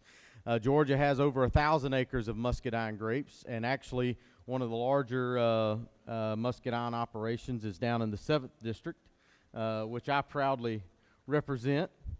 And I'll also tell you that the oldest muscadine breeding program in the United States is actually housed at the University of Georgia. Even better, that's right. Not the other school that's somewhere else. I think the senator from the 9th might have attended. Lastly, Mr. President, I'll just say that this grape's been important to agriculture in our state. I would appreciate the Senate's support of this particular bill. I do know that there's an amendment that is floating around the chamber. I will note for the record, Mr. President, that I am not in support of the amendment, but I will happily yield for questions if there are any. You have an interesting collection of questions here. The chair recognizes the senator from the 53rd. Senator Yield. I'll yield to the. Now look, this is a really chairman. scientific question. Uh-oh. Now this is about muscadines. It is. Well, what if you're involved in this fruit? It is a fruit, right? It's not like a peanut. It is. It's not like a peanut. I know how trickery you are. What if it got mixed up as a scuppernong? What do you then call it? I guess a hybrid, Mr. Chairman. Okay. Well, I just want to make sure we're dealing with muscadines and not scuppernong or scuppanon or muscadine, whatever. Anyway, so thank you for clearing that up for me. You're I welcome. have no further questions. Do you continue to yield? I'll yield for one more. Yes, sir. Chair recognizes the senator from the 9th for a question. Does the chairman yield? I'll yield to my good friend. Isn't it true that there is another grape that is very prevalent in the state of Georgia and sometimes is often overlooked? I'm sure the senator knows of which he speaks. Do you know what grape that is? I'm assuming it would be the scuppernog, Mr. Chairman. That's what I grew up eating as a kid on the side of it. But, you know, I understand. At the appropriate time, I withdraw my amendment. Thank you, Mr. President. I yield the will. Senator has yielded the well.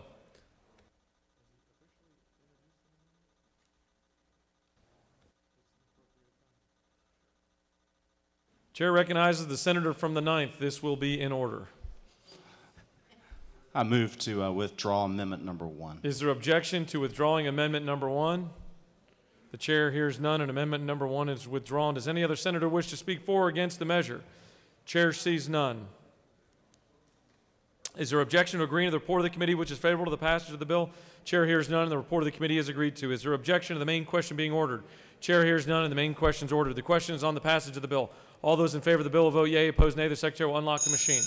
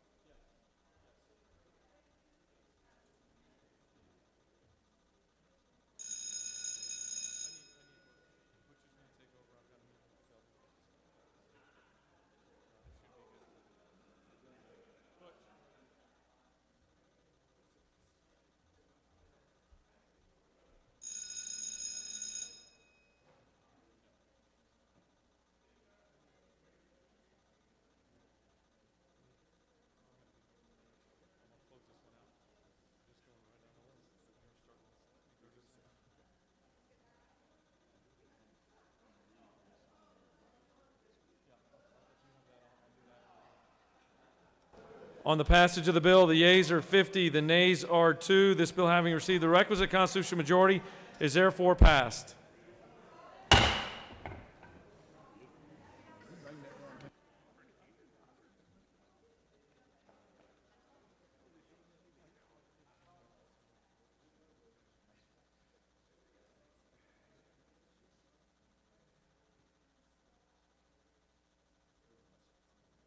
Mr. Secretary, can you please read a message from the House?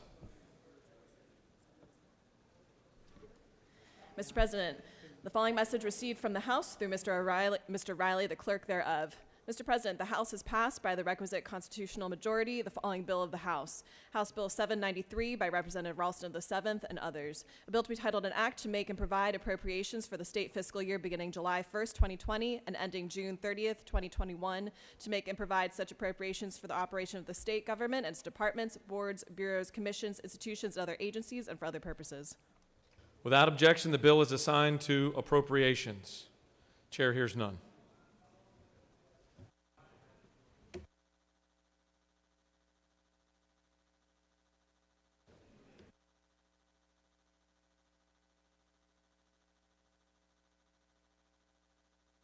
Mr. Secretary, please read Senate Bill 337.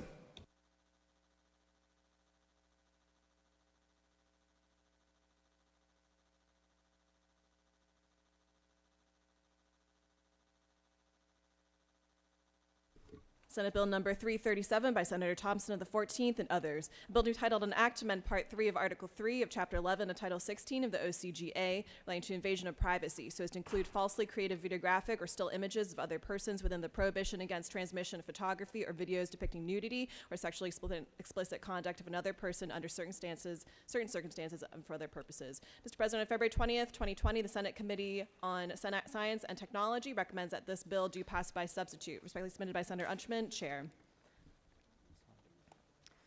Recognize Senator from the 14th. Speak to the bill. Beg your pardon, Senator from the 14th. You'll stand by. Mr. President, the Senate Committee on Science and Technology offers the following substitutes to Senate Bill 337, a bill to be titled an act to amend Part 3 of Article 3 of Chapter 11 of Title 16 of the OCGA relating to invasion of privacy, so as to include falsely created videographic or still images of other persons within the prohibition against the transmission of photography or videos depicting nudity or sexually explicit conduct and for other purposes. Now we recognize Senator from the 14th. Speak to the bill. Now we're reading amendments. Stand by, sir. Beg your pardon. Mr. President, Senator Thompson of the 14th offers the following amendment number 1 to amend the committee substitute to Senate Bill 337 by replacing line 24 with the following. Purpose to the depicted person. Nothing in this code section shall be construed to impose liability on an interactive computer service and for other purposes. Mr. President, Senator Thompson of the 14th offers the following amendment number 2 to amend the Senate Committee on Science and Technology substitute to Senate Bill 337 by replacing a person on line 16 with an adult and for other purposes. That completes the order, Mr. President. Now we'll call upon the Senator from the 14th to speak to the bill.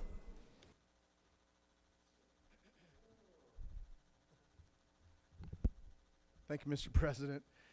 Today I bring before you Senate Bill 337, which deals with yet another intrusion in the private lives of our Georgia citizens. Back in 2014, this body passed legislation against revenge porn. As we all know, technology is rapidly changing how we do business, our personal lives, and how we protect ourselves.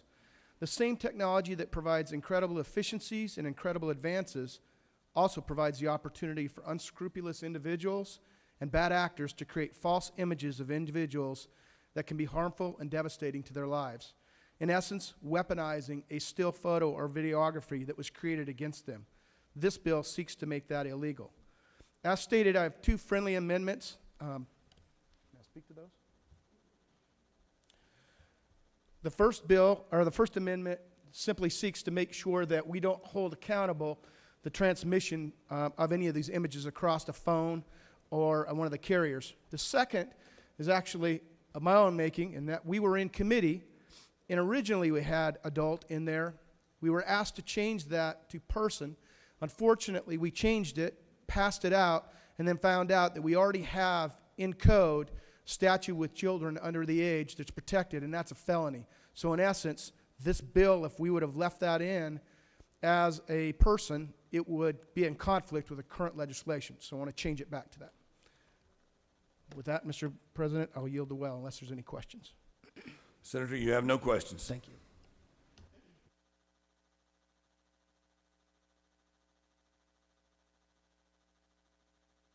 Any senator wish to speak for or against the measure? The chair here none. The senator. The question is on adoption of the amendment by the senator from the 14th. Amendment number 1. Is there objection? Hearing none, the amendment is adopted. Amendment number 2, is there objection? Hearing none, the amendment is adopted. The question is on the adoption of the committee substitute as amended. Is there objection to the adoption of the committee substitute as amended? Hearing none, the committee substitute is therefore adopted. Is there objection to agreeing to the report of the committee, which is favorable to the passage of the bill? The chair hears none. The report of the committee is agreed to. Is there objection to the main question now being ordered? The chair hears none. The main question is now ordered. The question is on adoption of the passage of the bill by substitute. All those in favor will vote yea switch. Those against will vote the nay switch. Mr. Secretary, if you unlock the machine.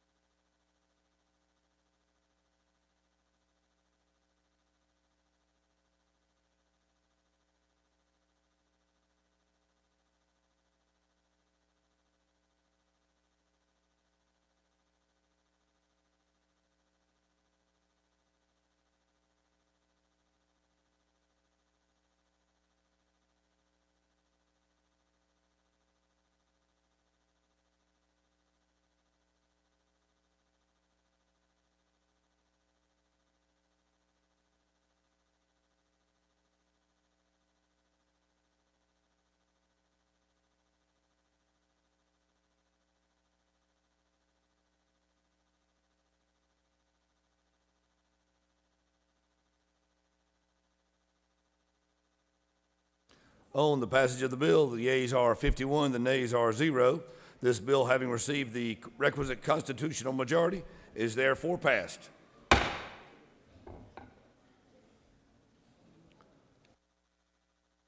Mr. Secretary, if you'll read Senate Resolution 194. Senate Resolution 194 by Senator Kirk of the 13th and others. A resolution creating the Joint Study Committee on transferring oversight of developmental disabilities to Department of Community Health and for other purposes. Mr. President, on February 26, 2020, the Senate Committee on Rules recommends that this resolution do pass by substitute. Respectfully submitted by Senator Mullis, Chair. Mr. President, the Senate Committee on Rules offers the following substitute to Senate Resolution 194, a resolution creating the Joint Study Committee on transferring oversight of developmental disabilities to the Department of Community Health and for other purposes. That could be the order, Mr. President. Chair recognizes a senator from West Georgia to speak to the bill. Majority Leader.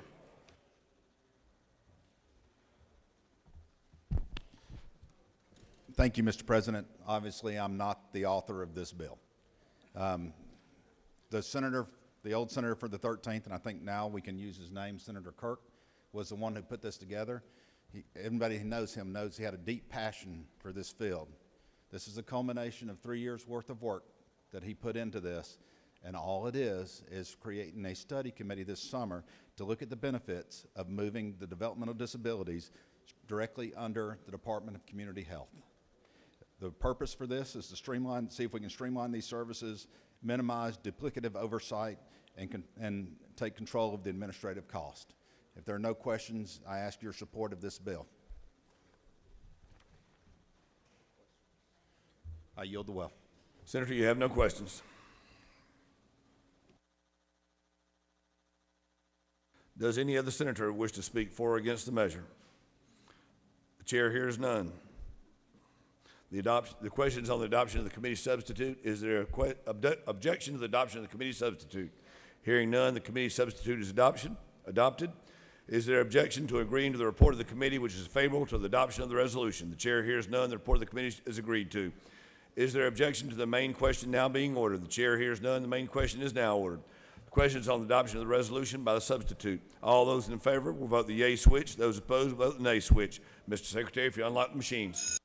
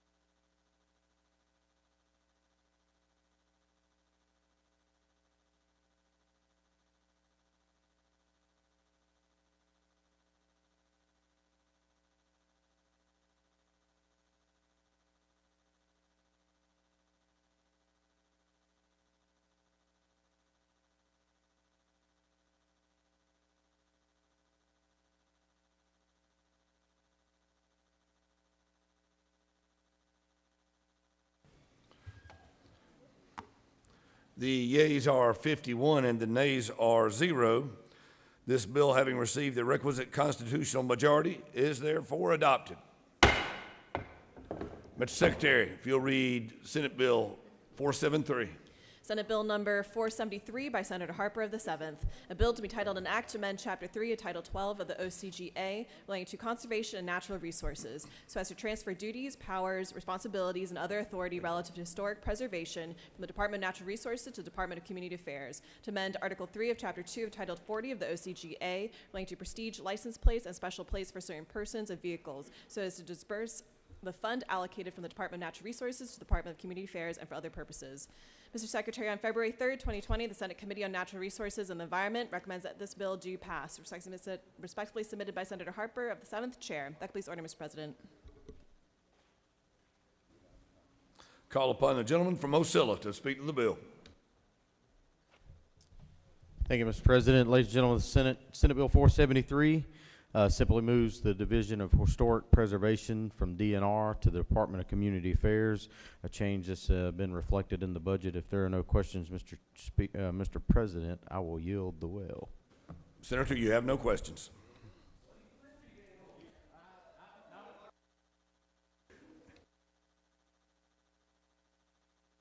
Does any other senator wish to speak for or against the measure? The chair hears none. Is there objection to agreeing to the report of the committee, which is favorable to the passage of the bill? The chair hears none. The committee has agreed to. Is there objection to the main question now being ordered? The chair hears none. The main question is now ordered. The question is on the passage of the bill, and all those in favor of the bill vote yea. Those opposed vote nay. Mr. Secretary, if you unlock the machine.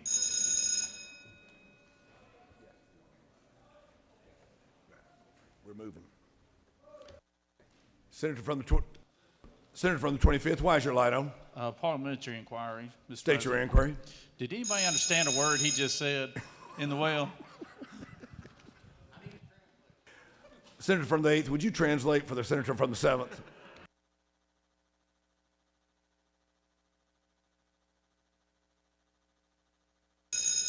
Has anyone seen the senator from the 13th? He seems to have vacated his seat. Senator from the 13th. Would we keep an eye out for the senator from the 13th, please?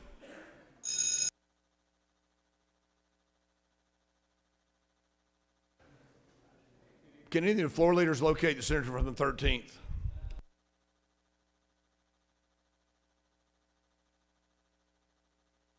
He got a special delivery letter from the executive office. I understand.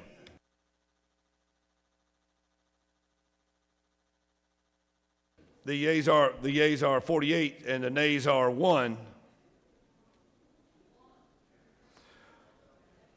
This bill, having received the requisite constitutional majority, is therefore passed.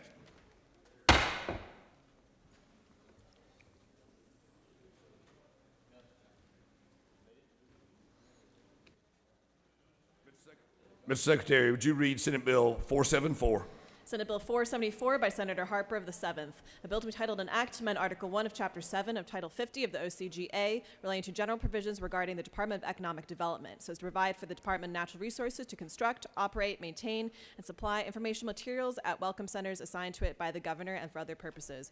Mr. President, on February 3rd, 2020, the Senate Committee on Natural Resources and the Environment recommends that this bill do pass by substitute. Respectfully submitted by Senator Harper, Chair. Governor. Mr. President, Senate Committee on Natural Resources and the Environment offers the following substitute: Senate Bill 474, a bill to be titled an act to amend Article 1 of Chapter 7 of Title 50 of the OCGA relating to general provisions regarding the Department of Economic Development, so as to provide for the Department of Natural Resources to construct, operate, maintain, and supply information materials at welcome centers assigned to it by the governor. That please order, Mr. President. I recognize the senator from Ocilla to speak to the bill. Thank you, Mr. President. Ladies and gentlemen of the Senate, Senate Bill 474 is a similar bill that addresses the move of welcome centers from the Department of Economic Development to the Department of Natural Resources. If there are no questions, Mr. President, I will yield the will. Senator, you have no questions. Does any other senator wish to speak for or against the measure? The chair hears none. The question is on the adoption of the committee substitute. Is there objection to the adoption of the committee substitute? Hearing none, the committee substitute is adopted. Is there objection to agreeing to the report of the committee, which is favorable to the passage of the bill? The chair hears none. The report of the committee substitute agrees to. Is there objection to the main question being ordered? The chair hears none. The main question is ordered. It's a question of the adoption of the bill by substitute. All those in favor vote yea. All those opposed will vote nay. Mr. Secretary, unlock machines.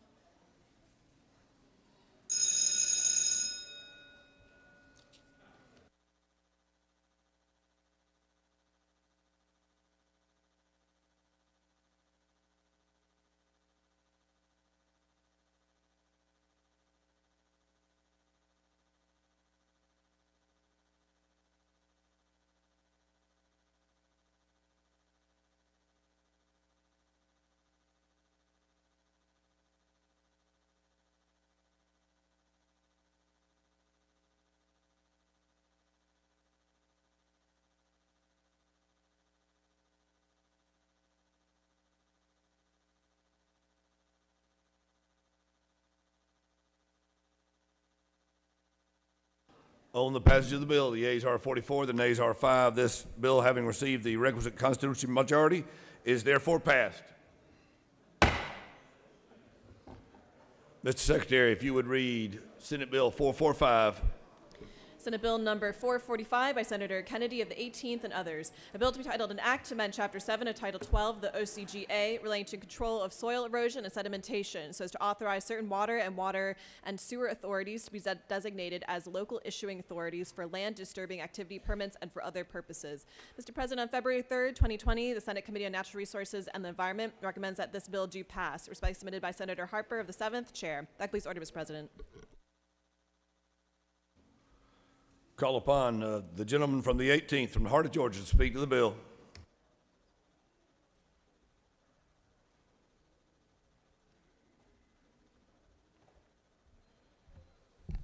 Thank you, Mr. President. Bring to you a bill, Senate Bill 445, that changes and makes a small tweak in the law with regard to local issuing authority. Most counties and municipalities govern their own stormwater system of their systems of stormwater, and because of that, they interface with EPD in obtaining permits that are the necessary part of management of stormwater. Well, back in 2017, we passed some legislation that enabled the city of Macon, which is now Macon-Bibb, as a consolidated government, to transfer that responsibility to the Macon Water Authority. And all that is fine, and everything should be working, except there's one small glitch in the law, and it says that only counties and municipalities can be a local issuing authority. So this simply allows the Macon Water Authority to be an LIA, or local issuing authority, as they take over the management of stormwater services for Macon-Bibb. Be happy to answer any questions, Mr. President.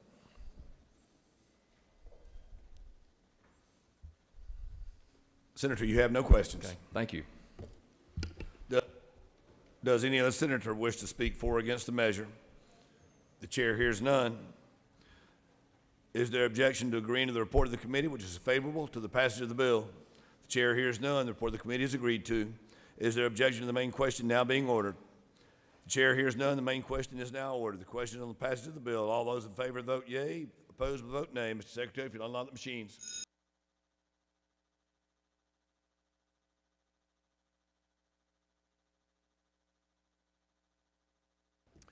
We still have an all points bulletin from the senator from the 13th. Is he applying for a floor leader's job?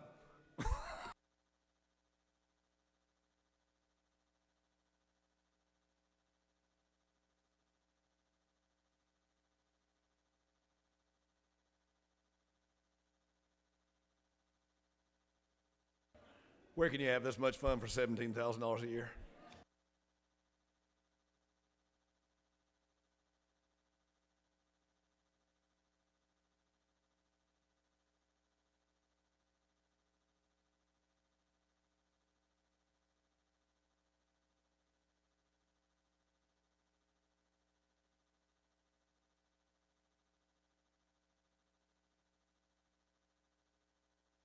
On the passage of the bill, the yeas are 48 and the nays are 0. This bill, having received the requisite constitutional majority, is therefore passed. Mr. Secretary, if you'll read Senate Bill 338. Senate Bill number 338 by Senator Kirkpatrick the 32nd and others. A bill to be titled an act to amend Article 1 of Chapter 11 of Title 4 of the OCGA relating to general provisions relative to animal protection so as to provide for annual license fees, to authorize the Commissioner to promulgate rules and regulations, and for other purposes. Mr. President, on March 3rd, 2020, the Senate Committee on Agriculture and Consumer Affairs recommends that this bill do pass by substitute. Respectfully submitted by Senator Wilkinson, Chair.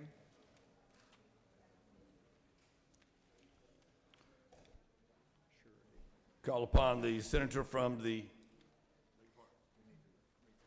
Mr. President, the Senate Committee on Agriculture and Consumer Affairs offers the following substitute to Senate Bill 338, a bill to be titled an act to amend Article 1 of Chapter 11 of Title 4 of the OCGA relating to general provisions relative to animal protection so as to provide for annual license fees, to authorize the Commissioner to promulgate rules and regulations, to provide for applicants to submit a criminal background check, to provide for surety, and for other purposes. That completes the order, Mr. President.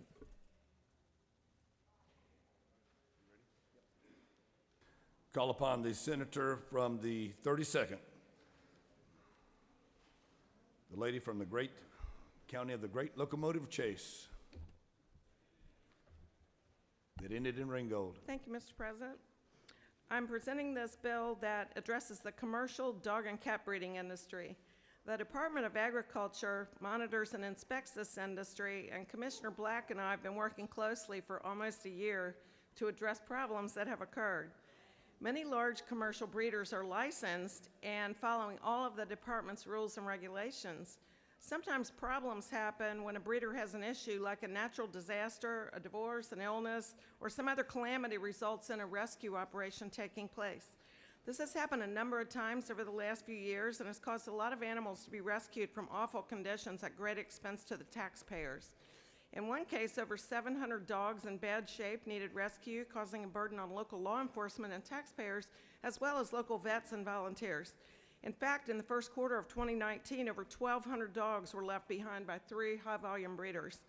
The average cost for a rescue is over $3,000 per animal, and even euthanasia is from $100 to $300. This bill would require large breeders that already have to be licensed to put skin in the game as part of their cost of doing business in the form of a surety bond. This is already required for many agricultural products. This would take some of the financial burden off the taxpayers and also rescue organizations and veterinarians, and would make the department's job easier. The process would be managed by the commissioner, who would set the rules and regulations. The criminal background check in the bill would be specific for animal cruelty or dogfighting. I'd be happy to answer any questions. Senator, you do have questions. Oh, great. Senator from the 20th is recognized for a question. Thank you, Mr. President. I actually have a parliamentary inquiry. State your inquiry. Is it appropriate we take up a dog bill without the senator from the 50th being present? He's out for dog days. Thank you. You have further questions, Senator. Senator from the 53rd, you are recognized for a question.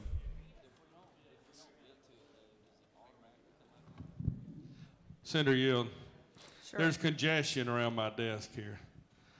Senator, is there a conspiracy we need to be aware of? Not that I know of, sir. I mean, you're doing an animal bill, like a dog bill, is that correct? That's correct. And the senator from the 50th is conveniently excused. Can you account for that?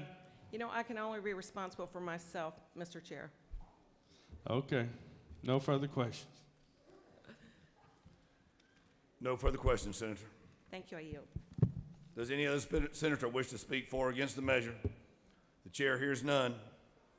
The question is on the adoption of the committee substitute. Is there objection to the adoption of the committee substitute? Chair hears none. The committee substitute is therefore adopted. Is there objection? All those in favor of the adoption? Is there objection to agreeing to the report of the committee, which is favorable to the passage of the bill? The chair hears none. The report of the committee substitute is agreed to. Is there objection to the main question now being ordered? The chair hears none. The main question is now ordered. The question is on the passage of the bill by substitute. All those in favor vote yea. Those opposed vote nay. Mr. Secretary, if you unlock the machines. Senator from the 53rd. Parliamentary inquiry. State your inquiry. Apparently, our new senator is now present. He's been missing for some time, and I'd like to know where the senator to the 13th has been. that he's missed this important discussion on this prevalent issue. Senator from the 13th, you've been recognized for a question or a statement, whichever you prefer. Mr. President, the governor and I were discussing the coronavirus, and we figured out what to do about it. I'll let you all know later. Thank you. I understand that you had the corona flu with Negative, sir. With a touch of Lyme fever. 5 o'clock.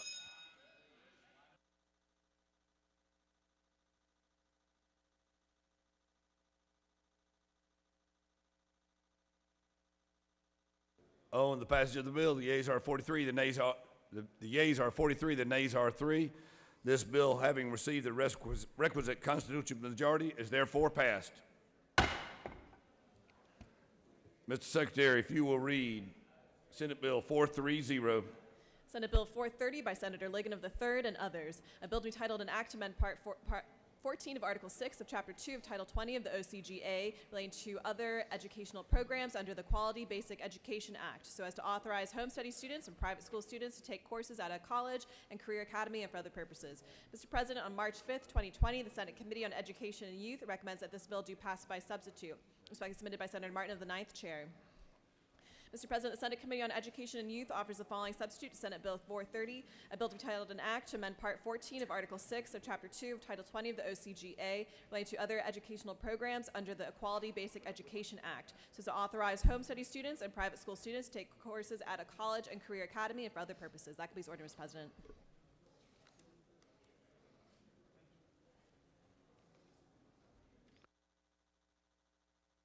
Chair recognizes the gentleman from the Gold Coast to speak to the bill. Thank you, Mr. President. This bill brings clarity to an ambiguity in the law in that it authorizes local school systems to allow homeschoolers or private school students to attend a college and career academy as long as there is space available for those students in the school. I'll be glad to answer any questions. Senator, you have one question. Senator from 19th. Thank you, Mr. Chairman. Does the senator yield? Yes. Can you run me through how this is funded? I don't think I understand that. I'm sorry I didn't get to ask you How it's earlier. funded? Yes, sir. Well, it would be funded under the normal QB formula, and for example, if a child attends one class, it would be paid based on either whether the school is using block grants or a segment up to 1/6 of a segment. Well, Senator, for the yield. Yes. If a student is not in that Career Academy's district, so suppose the Career Academy is limited to a county, but they're homeschooled in a different county, would they be able to come into? No, this is, sometimes students can go from one county to another, but it's up to the districts to do that, and they can do that under certain agreements in the regular public schools, and I'm sure that would apply to the career academies, but I'm not for certain, so I can't tell you for sure. Thank you. I yield the well, Mr. President.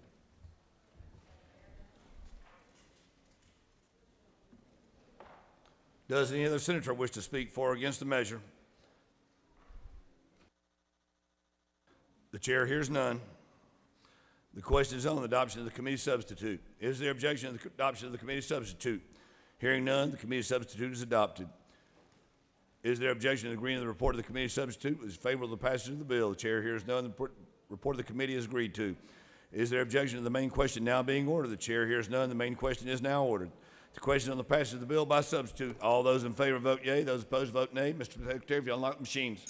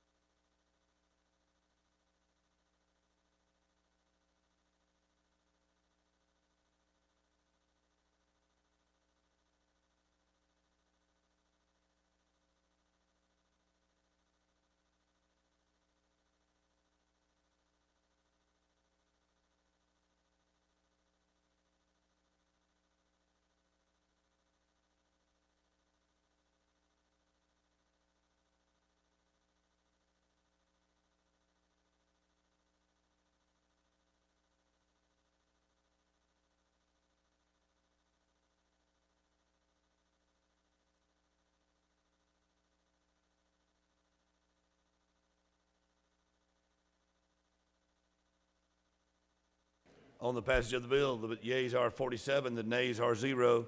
This bill, having received the requisite constitutional majority, is therefore passed.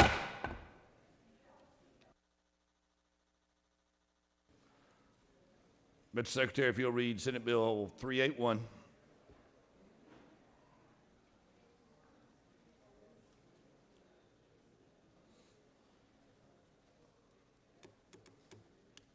Senate Bill number 381 by Senator Kirkpatrick the 32nd and others. A bill to be titled an act to amend Article 2 of Chapter 2 of Title 26 of the OCGA relating to the Georgia Food Act, so to provide that certain information obtained by the Department of Agriculture from the Federal Food and Drug Administration is deemed confidential and not subject to disclosure, and for other purposes. Mr. President, on March 3rd, 2020, the Senate Committee on Agriculture and Consumer Affairs recommends that this bill do pass. Respectfully submitted by Senator Wilkinson, Chair. That completes order, Mr. President.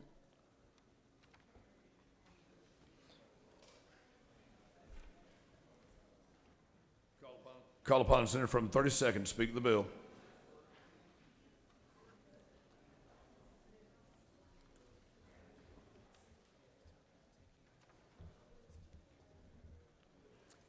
Thank you, Mr. Pro Tem. This is an Agriculture Department bill that allows our Department of Agriculture to form an agreement with the Food and Drug Administration for something called a 2088 agreement. This will allow Georgia to continue to get grants for their food safety programs and to get important information from the federal government. This bill is important because of a change being made by the FDA, and it will ensure that much needed funding continues and helps the Agriculture Department keep Georgia safe. I'd be happy to answer any questions. Senator, you have no questions. Thank you, I yield. Does any other senator wish to speak for or against the measure? The chair hears none. Is there objection to agreeing to the report of the committee that is favorable to the passage of the bill? The chair hears none. The committee reports is agreed to. Is there objection to the main question now being ordered? The chair hears none. The question is ordered. The question is on the passage of the bill. All those in favor vote yea. Those opposed vote nay. Mr. Secretary, unlock machines.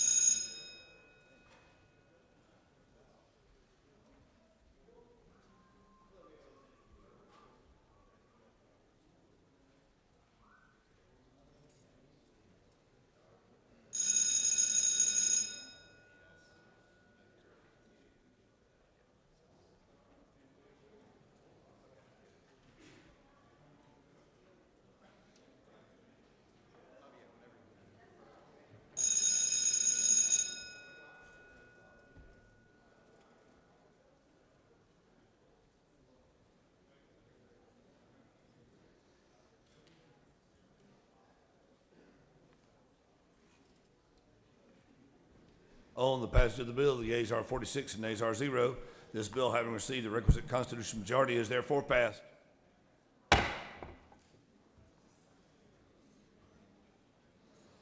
Mr. Secretary, if you'll read Senate Bill 468. Senate Bill number 468 by Senator Unterman of the 45th. A bill to be titled an act to amend Article 1 of Chapter 8 of Title 4 of the OCGA relating to general provisions regarding dogs, so as to require animal shelters to accept registration of veteran service dogs and for other purposes. Mr. President, on March 3rd, 2020, the Senate Committee on Agriculture and Consumer Affairs recommends that this bill do pass. Respectfully submitted by Senator Wilkinson, Chair. That completes the order, Mr. President. Call upon the senator from the Leather City to speak to the bill.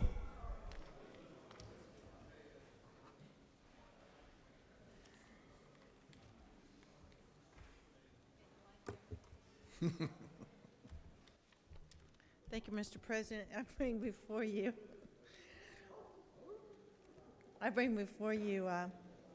veterans and their service dogs and their certified service dogs, and ask for your favorable consideration.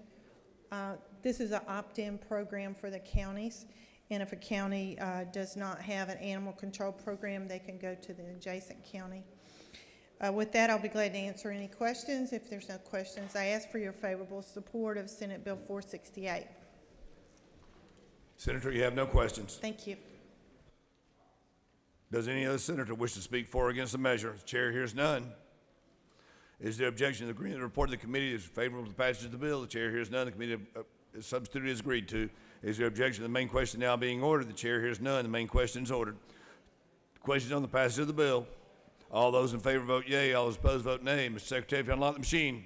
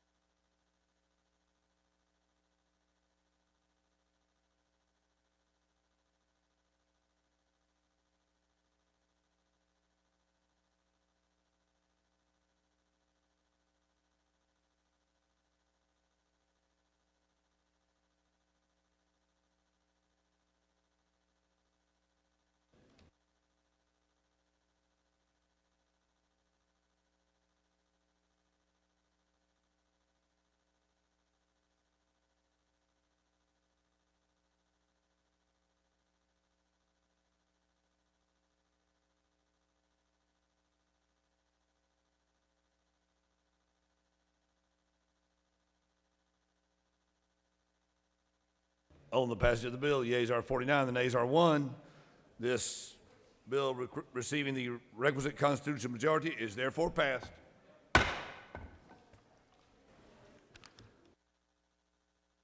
Mr. Secretary, if you would read Senate Bill 483.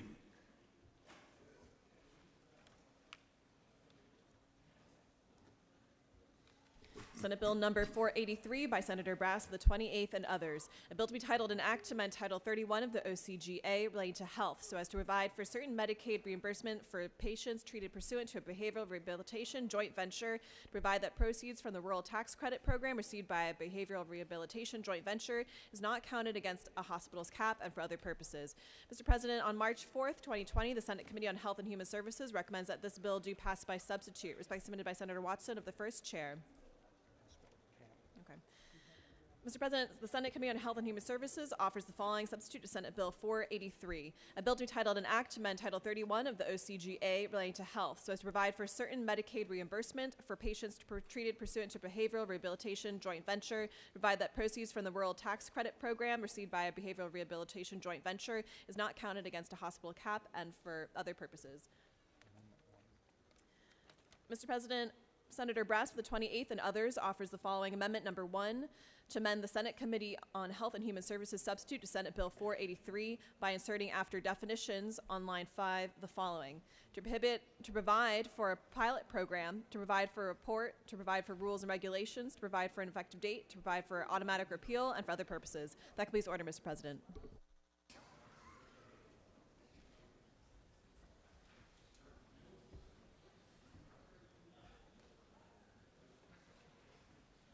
Stand by, Senators. The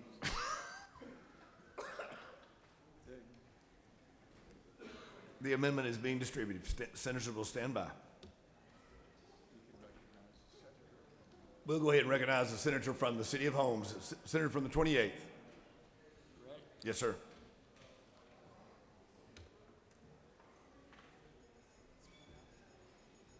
How'd you like that, City of Holmes? Not many people know that. You nailed it.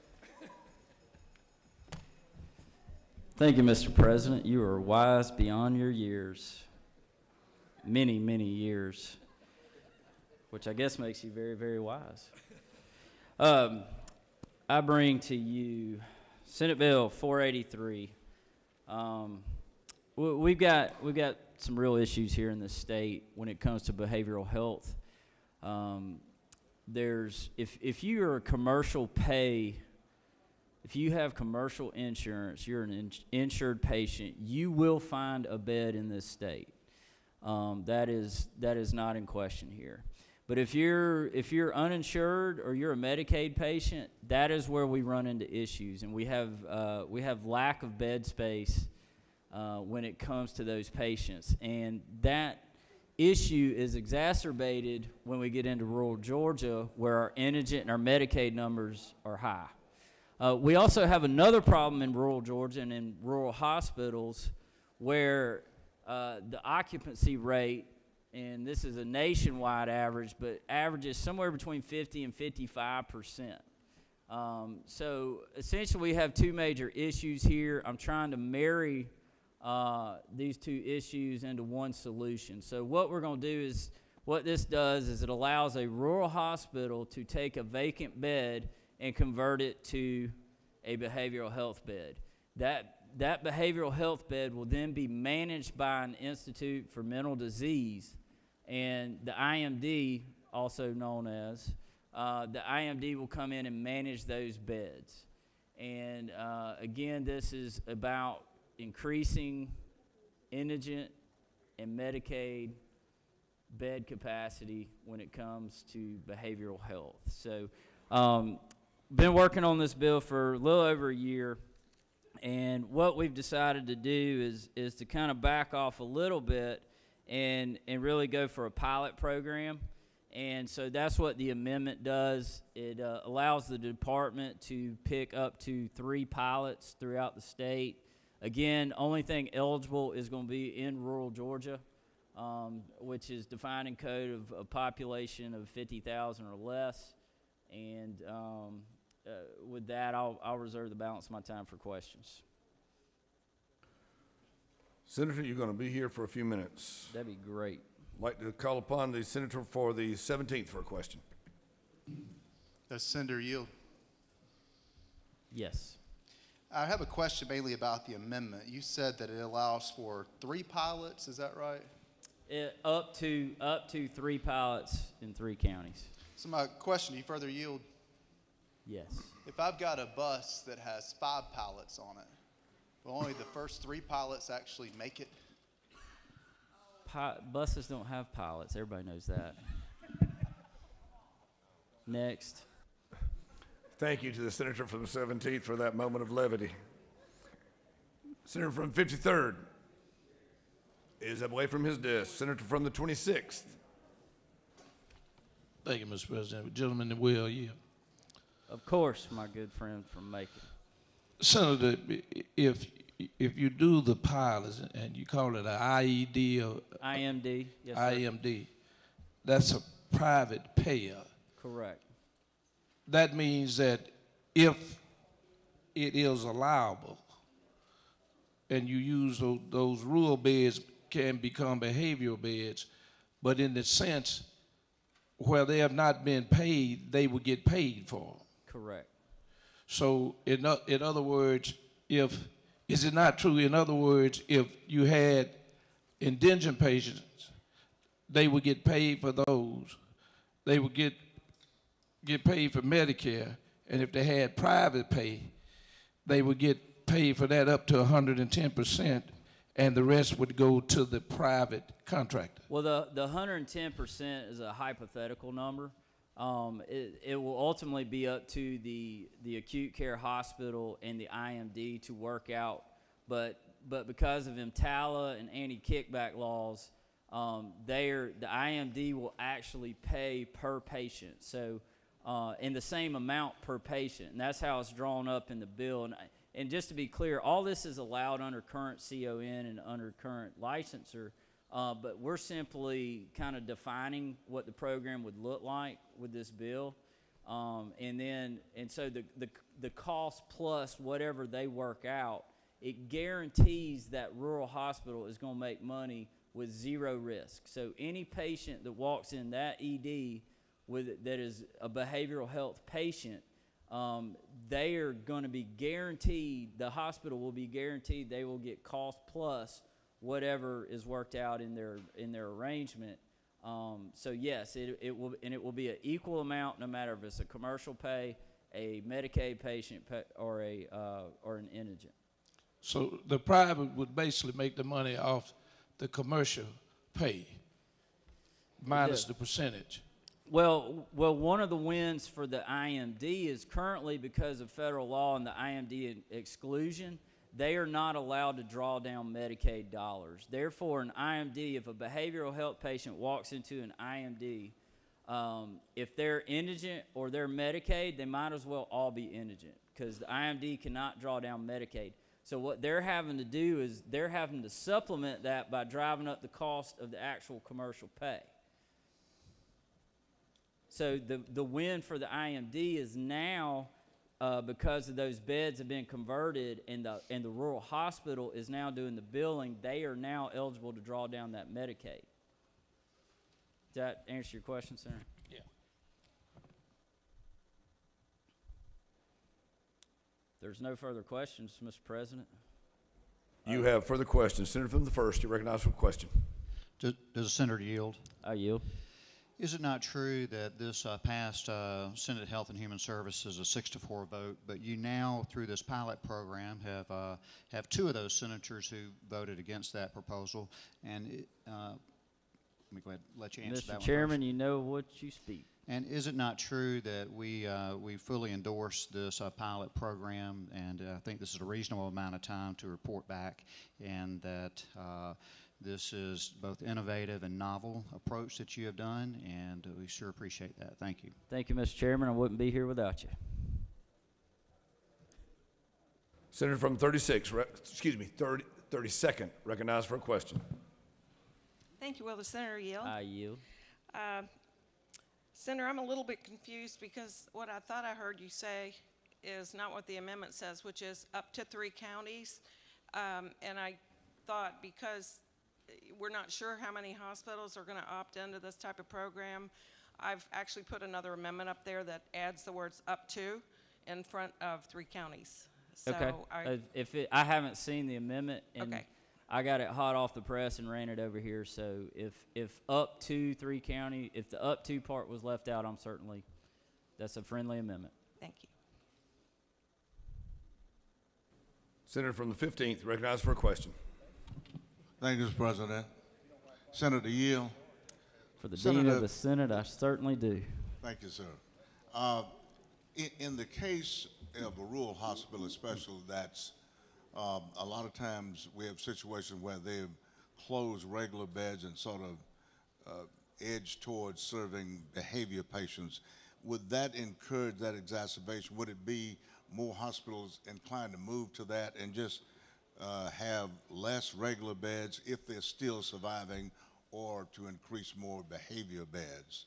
There's some cases involving that, so I was asking that question. So I think I understand your question is that, and correct me if I'm wrong, your question is that this could potentially lead to these hospitals closing more beds and then moving towards behavioral health, yes, which was a concern from several hospitals. And so what we added in the committee sub, if you'll look on lines 19 and line 20, they're allowed to manage up to 16, so we're capping the beds at 16.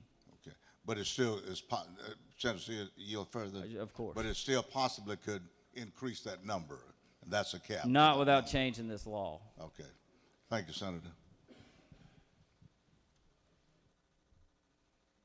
Senator, you have no more questions. We'd like to recognize, beg your pardon. Senator, you have no more questions.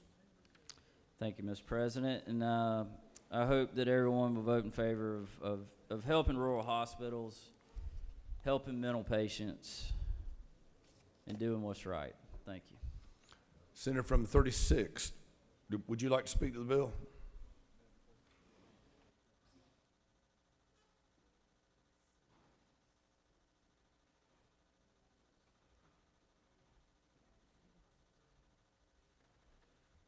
Thank you, Mr. President.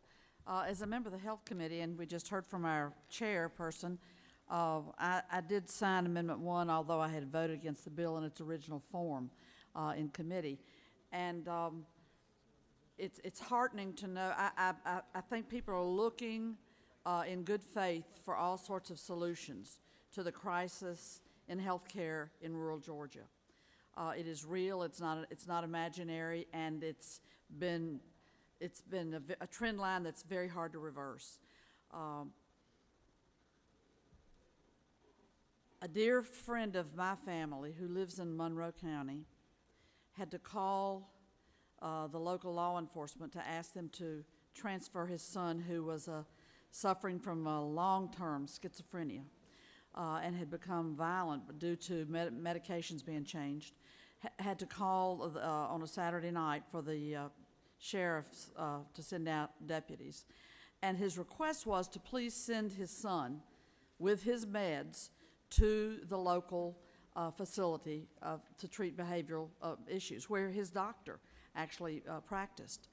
When they called that facility, there were no beds available. This was on a Saturday night at 8 o'clock.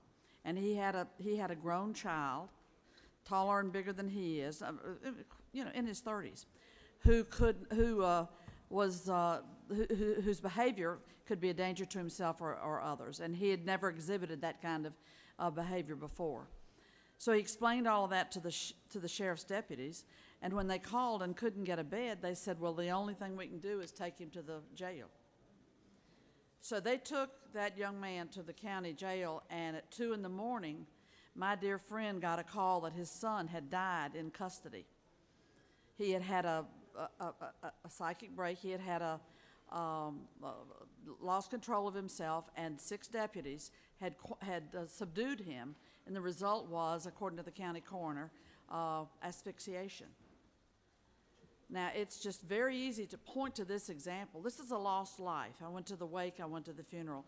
It's very easy to look at this and understand that we need to look for solutions that are real. These are real people, real families in need, and the services that are there in many counties just don't meet that need. So I'm glad that very county, in fact, is interested in this. I signed the amendment, which makes it a pilot, to be reviewed and looked at. And I think, the really underlying problem is that we failed as a state to expand our Medicaid when we had the opportunity. That's just another statement of fact. We would have had billions of federal dollars in our health system had we expanded Medicaid and had these lives be covered lives, have third-party payer, that is the Affordable Care Act. I think we failed our citizens of Georgia in turning our backs on that. And I think we're coping with the fallout from having a poorly funded health care system and too many people without insurance. In fact, we have record numbers without insurance. So that would be my view of what would be a solution that deals with the root problem of people not having access to insurance, health insurance. And we're looking, I think, at the situation that has occurred in the face of that failure.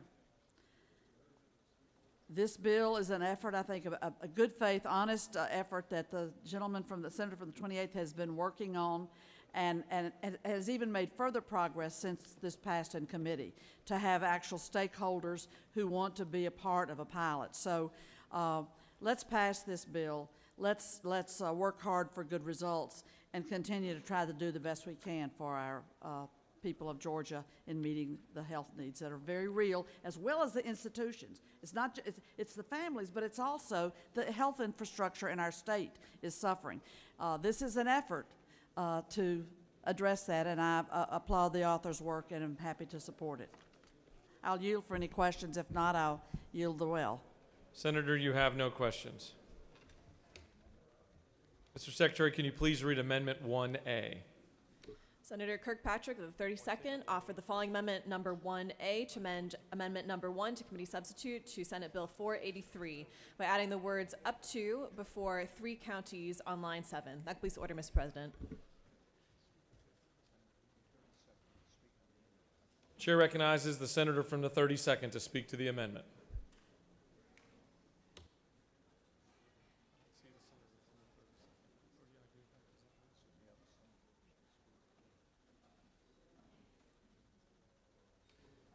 Chair recognizes the senator from the 32nd to speak to the amendment.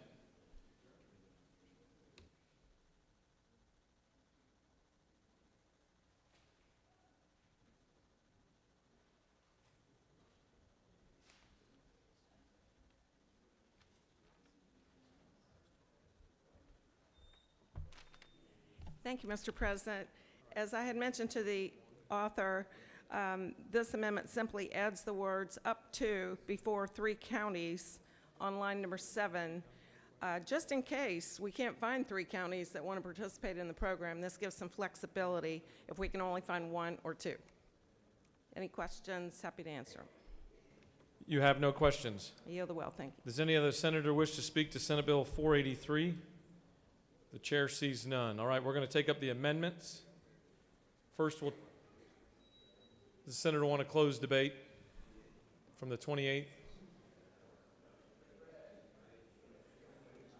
Senator from he waves. All right, we're going to take up Amendment 1A. We'll take up Amendment 1A first. Is there objection? The chair hears none, and Amendment 1A is adopted. All right, we'll take up Amendment number 1 now. Is there objection? Chair hears none, and Amendment 1 is adopted. The question now is on the adoption of the committee substitute as amended. Is there objection to the adoption of the committee substitute as amended? Chair hears none, and the committee substitute as amended is adopted. Is there objection to agreeing to the report of the committee which is favorable to the passage of the bill? Chair hears none, and the report of the committee is agreed to. Is there objection to the main question being ordered? Chair hears none, and the main question is ordered. Questions on the passage of the bill by substitute. All those in favor of the bill vote yea. Opposed, nay. The secretary will unlock the machine.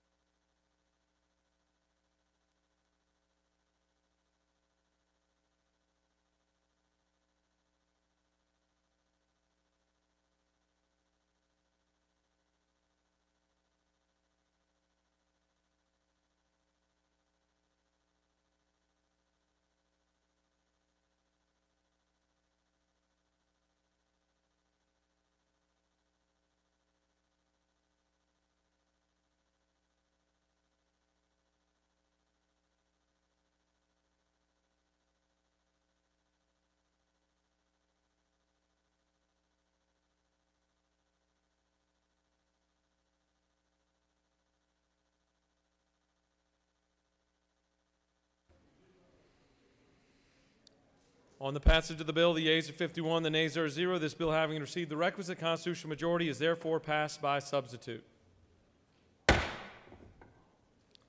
Mr. Secretary, please read the caption of Senate Bill 405. Senate Bill number 405 by Senator Tippins of the 37th and others. A bill to be titled an act to amend Code Section 1562 of the OCGA relating to the number of Superior Court judges for each judicial circuit so as to provide for an 11th judge of the Superior Courts of the Cobb Judicial Circuit and for other purposes.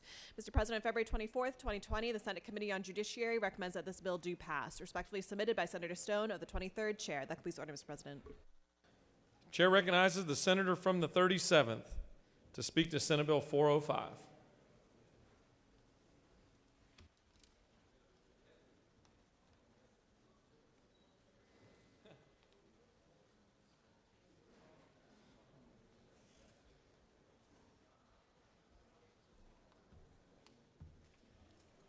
Thank you, Mr. President, members of the Senate. I bring you Senate Bill 405. This is pertaining to the Cobb Judicial Circuit. The Cobb Judicial Circuit has met the requirements of the formula to prove the need to establish another Superior Court judgeship according to the guidelines of the Administrative Office of the Courts.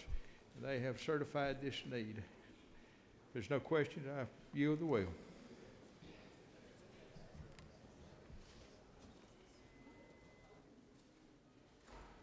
Senator has yielded the well. Does any other senator wish to speak for or against the measure? The chair sees none. Is there objection to agreeing to the report of the committee which is favorable to the passage of the bill? The chair hears none. The report of the committee is agreed to. Is there objection to the main question being ordered? Chair hears none, and the main question is ordered. Questions on the passage of the bill. All those in favor will vote yea. Opposed, nay. The secretary will unlock the machine.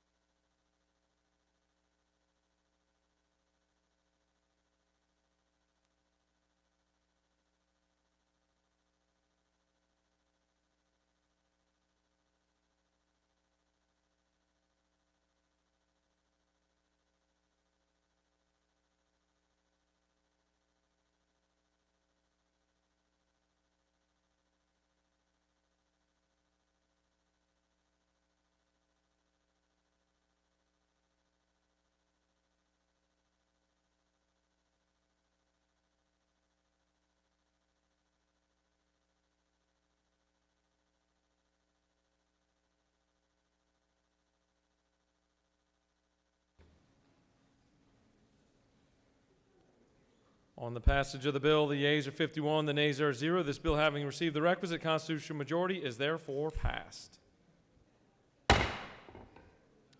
Mr. Secretary, can you please read the caption to Senate Bill 417?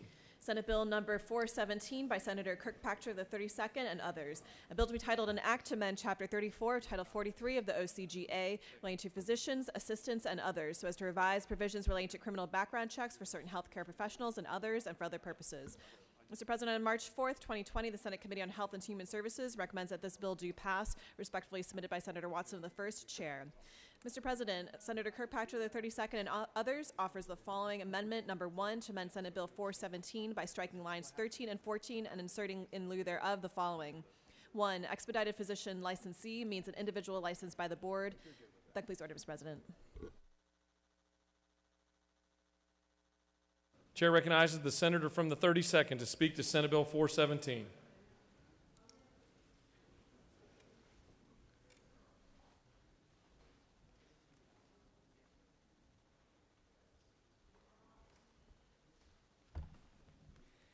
Thank you, Mr. President. This bill relates to the Interstate Medical Licensure Compact, which may sound very familiar to some of you, Senate Bill 16 that we passed last year. After the bill passed, the FBI expressed concern about the language in the fingerprint section. We've been working back and forth with them now ever since. And there's an amendment based on the feedback that we got from them yesterday. And to the best of our knowledge, this is the language that the FBI wants. Be happy to answer any questions. Senator, you have no questions. You have no questions. I yield. Does any other senator wish to speak to Senate Bill 417? The chair sees none. The question is on.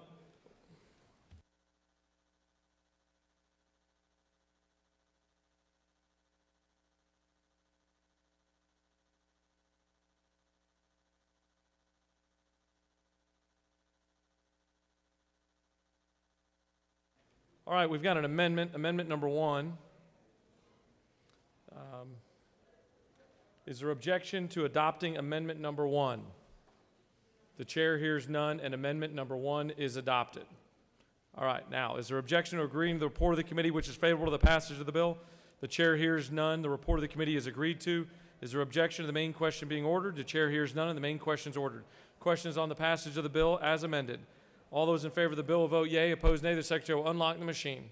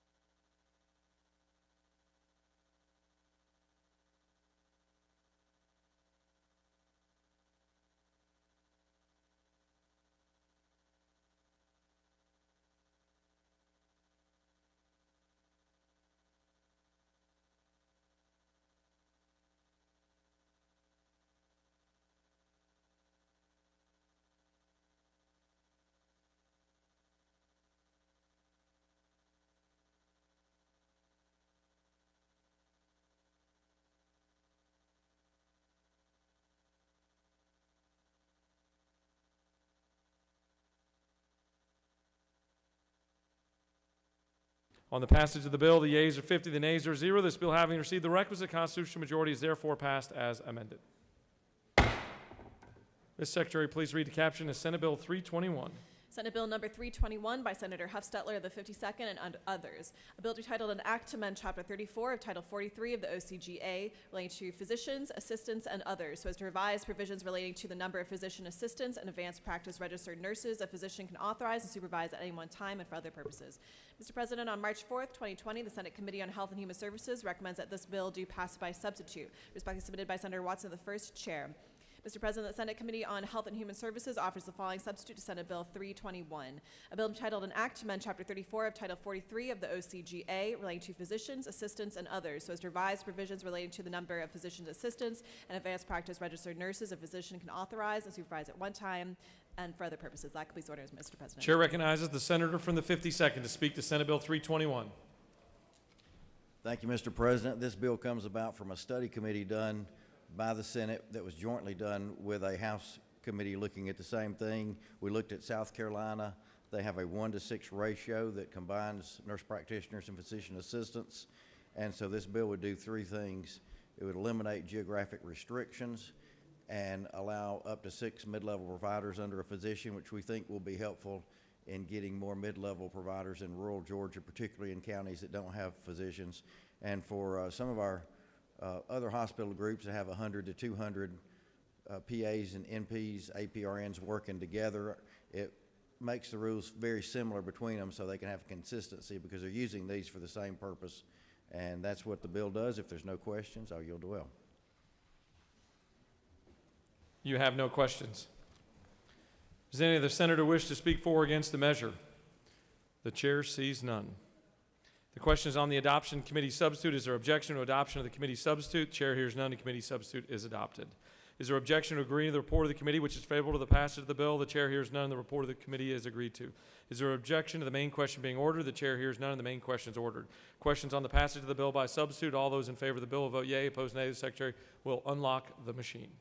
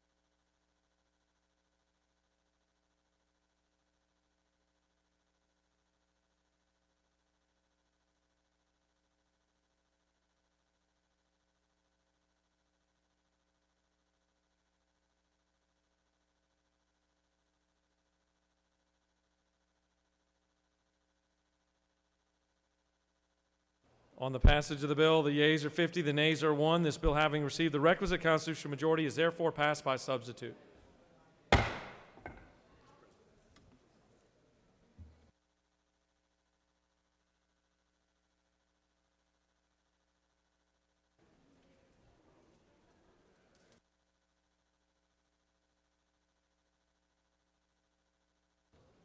Mr. Secretary, can you please read the caption of Senate Bill 443? Senate Bill number 443 by Senator Stone of the 23rd and others. A bill to be titled an act to amend Chapter 4 of Title 18 of the OCGA relating to garnishment proceedings, so as to revise procedures for garnishment proceedings, provide for uniform procedures for garnishment actions, and for other purposes.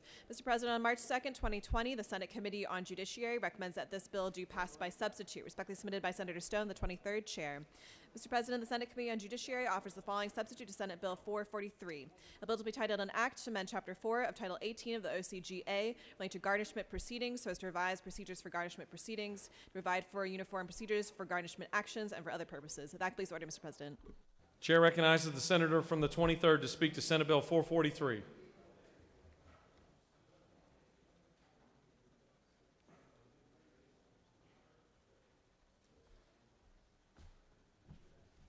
Thank you, Mr. President. Senators, Senate Bill 443 is ongoing reform in the area of garnishment. We've been working for the last 3 years with bills every year reflecting ways to streamline and make garnishment more efficient and fair. This year, with the assistance of the Georgia Creditors Council, we did several things. We allowed continuing garnishments to run from 6 months to 36 months. This will save costs for plaintiffs, defendants, and garnishees. We put a cap on the garnishment for non-federally guaranteed student loans so that all student loans have the same garnishment cap. That's 15% maximum amount of disposable income as opposed to 25% for non-student loan debts. We've expanded or clarified that non-W-2 employees can be subject to a continuing garnishment. that is people who are paid by 1099s. We've also made it easier for non-attorney payroll clerks or accounts payable clerks to file garnishment answers. We've clarified that once a claim has been made and adjudicated, that it becomes res judicata for the duration of the garnishment. With that, I'll be happy to answer any questions. Otherwise, I'd urge your support for Senate Bill 443. Senator, you have no questions. Thank you. Does any other senator wish to speak for or against Senate Bill 443? The chair sees none. The question is on the adoption of the committee substitute. Is there objection to adoption of the committee substitute? The chair hears none, and the committee substitute is adopted. Is there objection to agreeing to the report of the committee which is favorable to the passage of the bill? The chair hears none, and the report of the committee is agreed to. Is there objection to the main question being ordered? The chair hears none, and the main question is ordered. The question is on the passage of the bill by substitute. All those in favor of the bill will vote yea. Opposed, nay. The secretary will unlock the machine.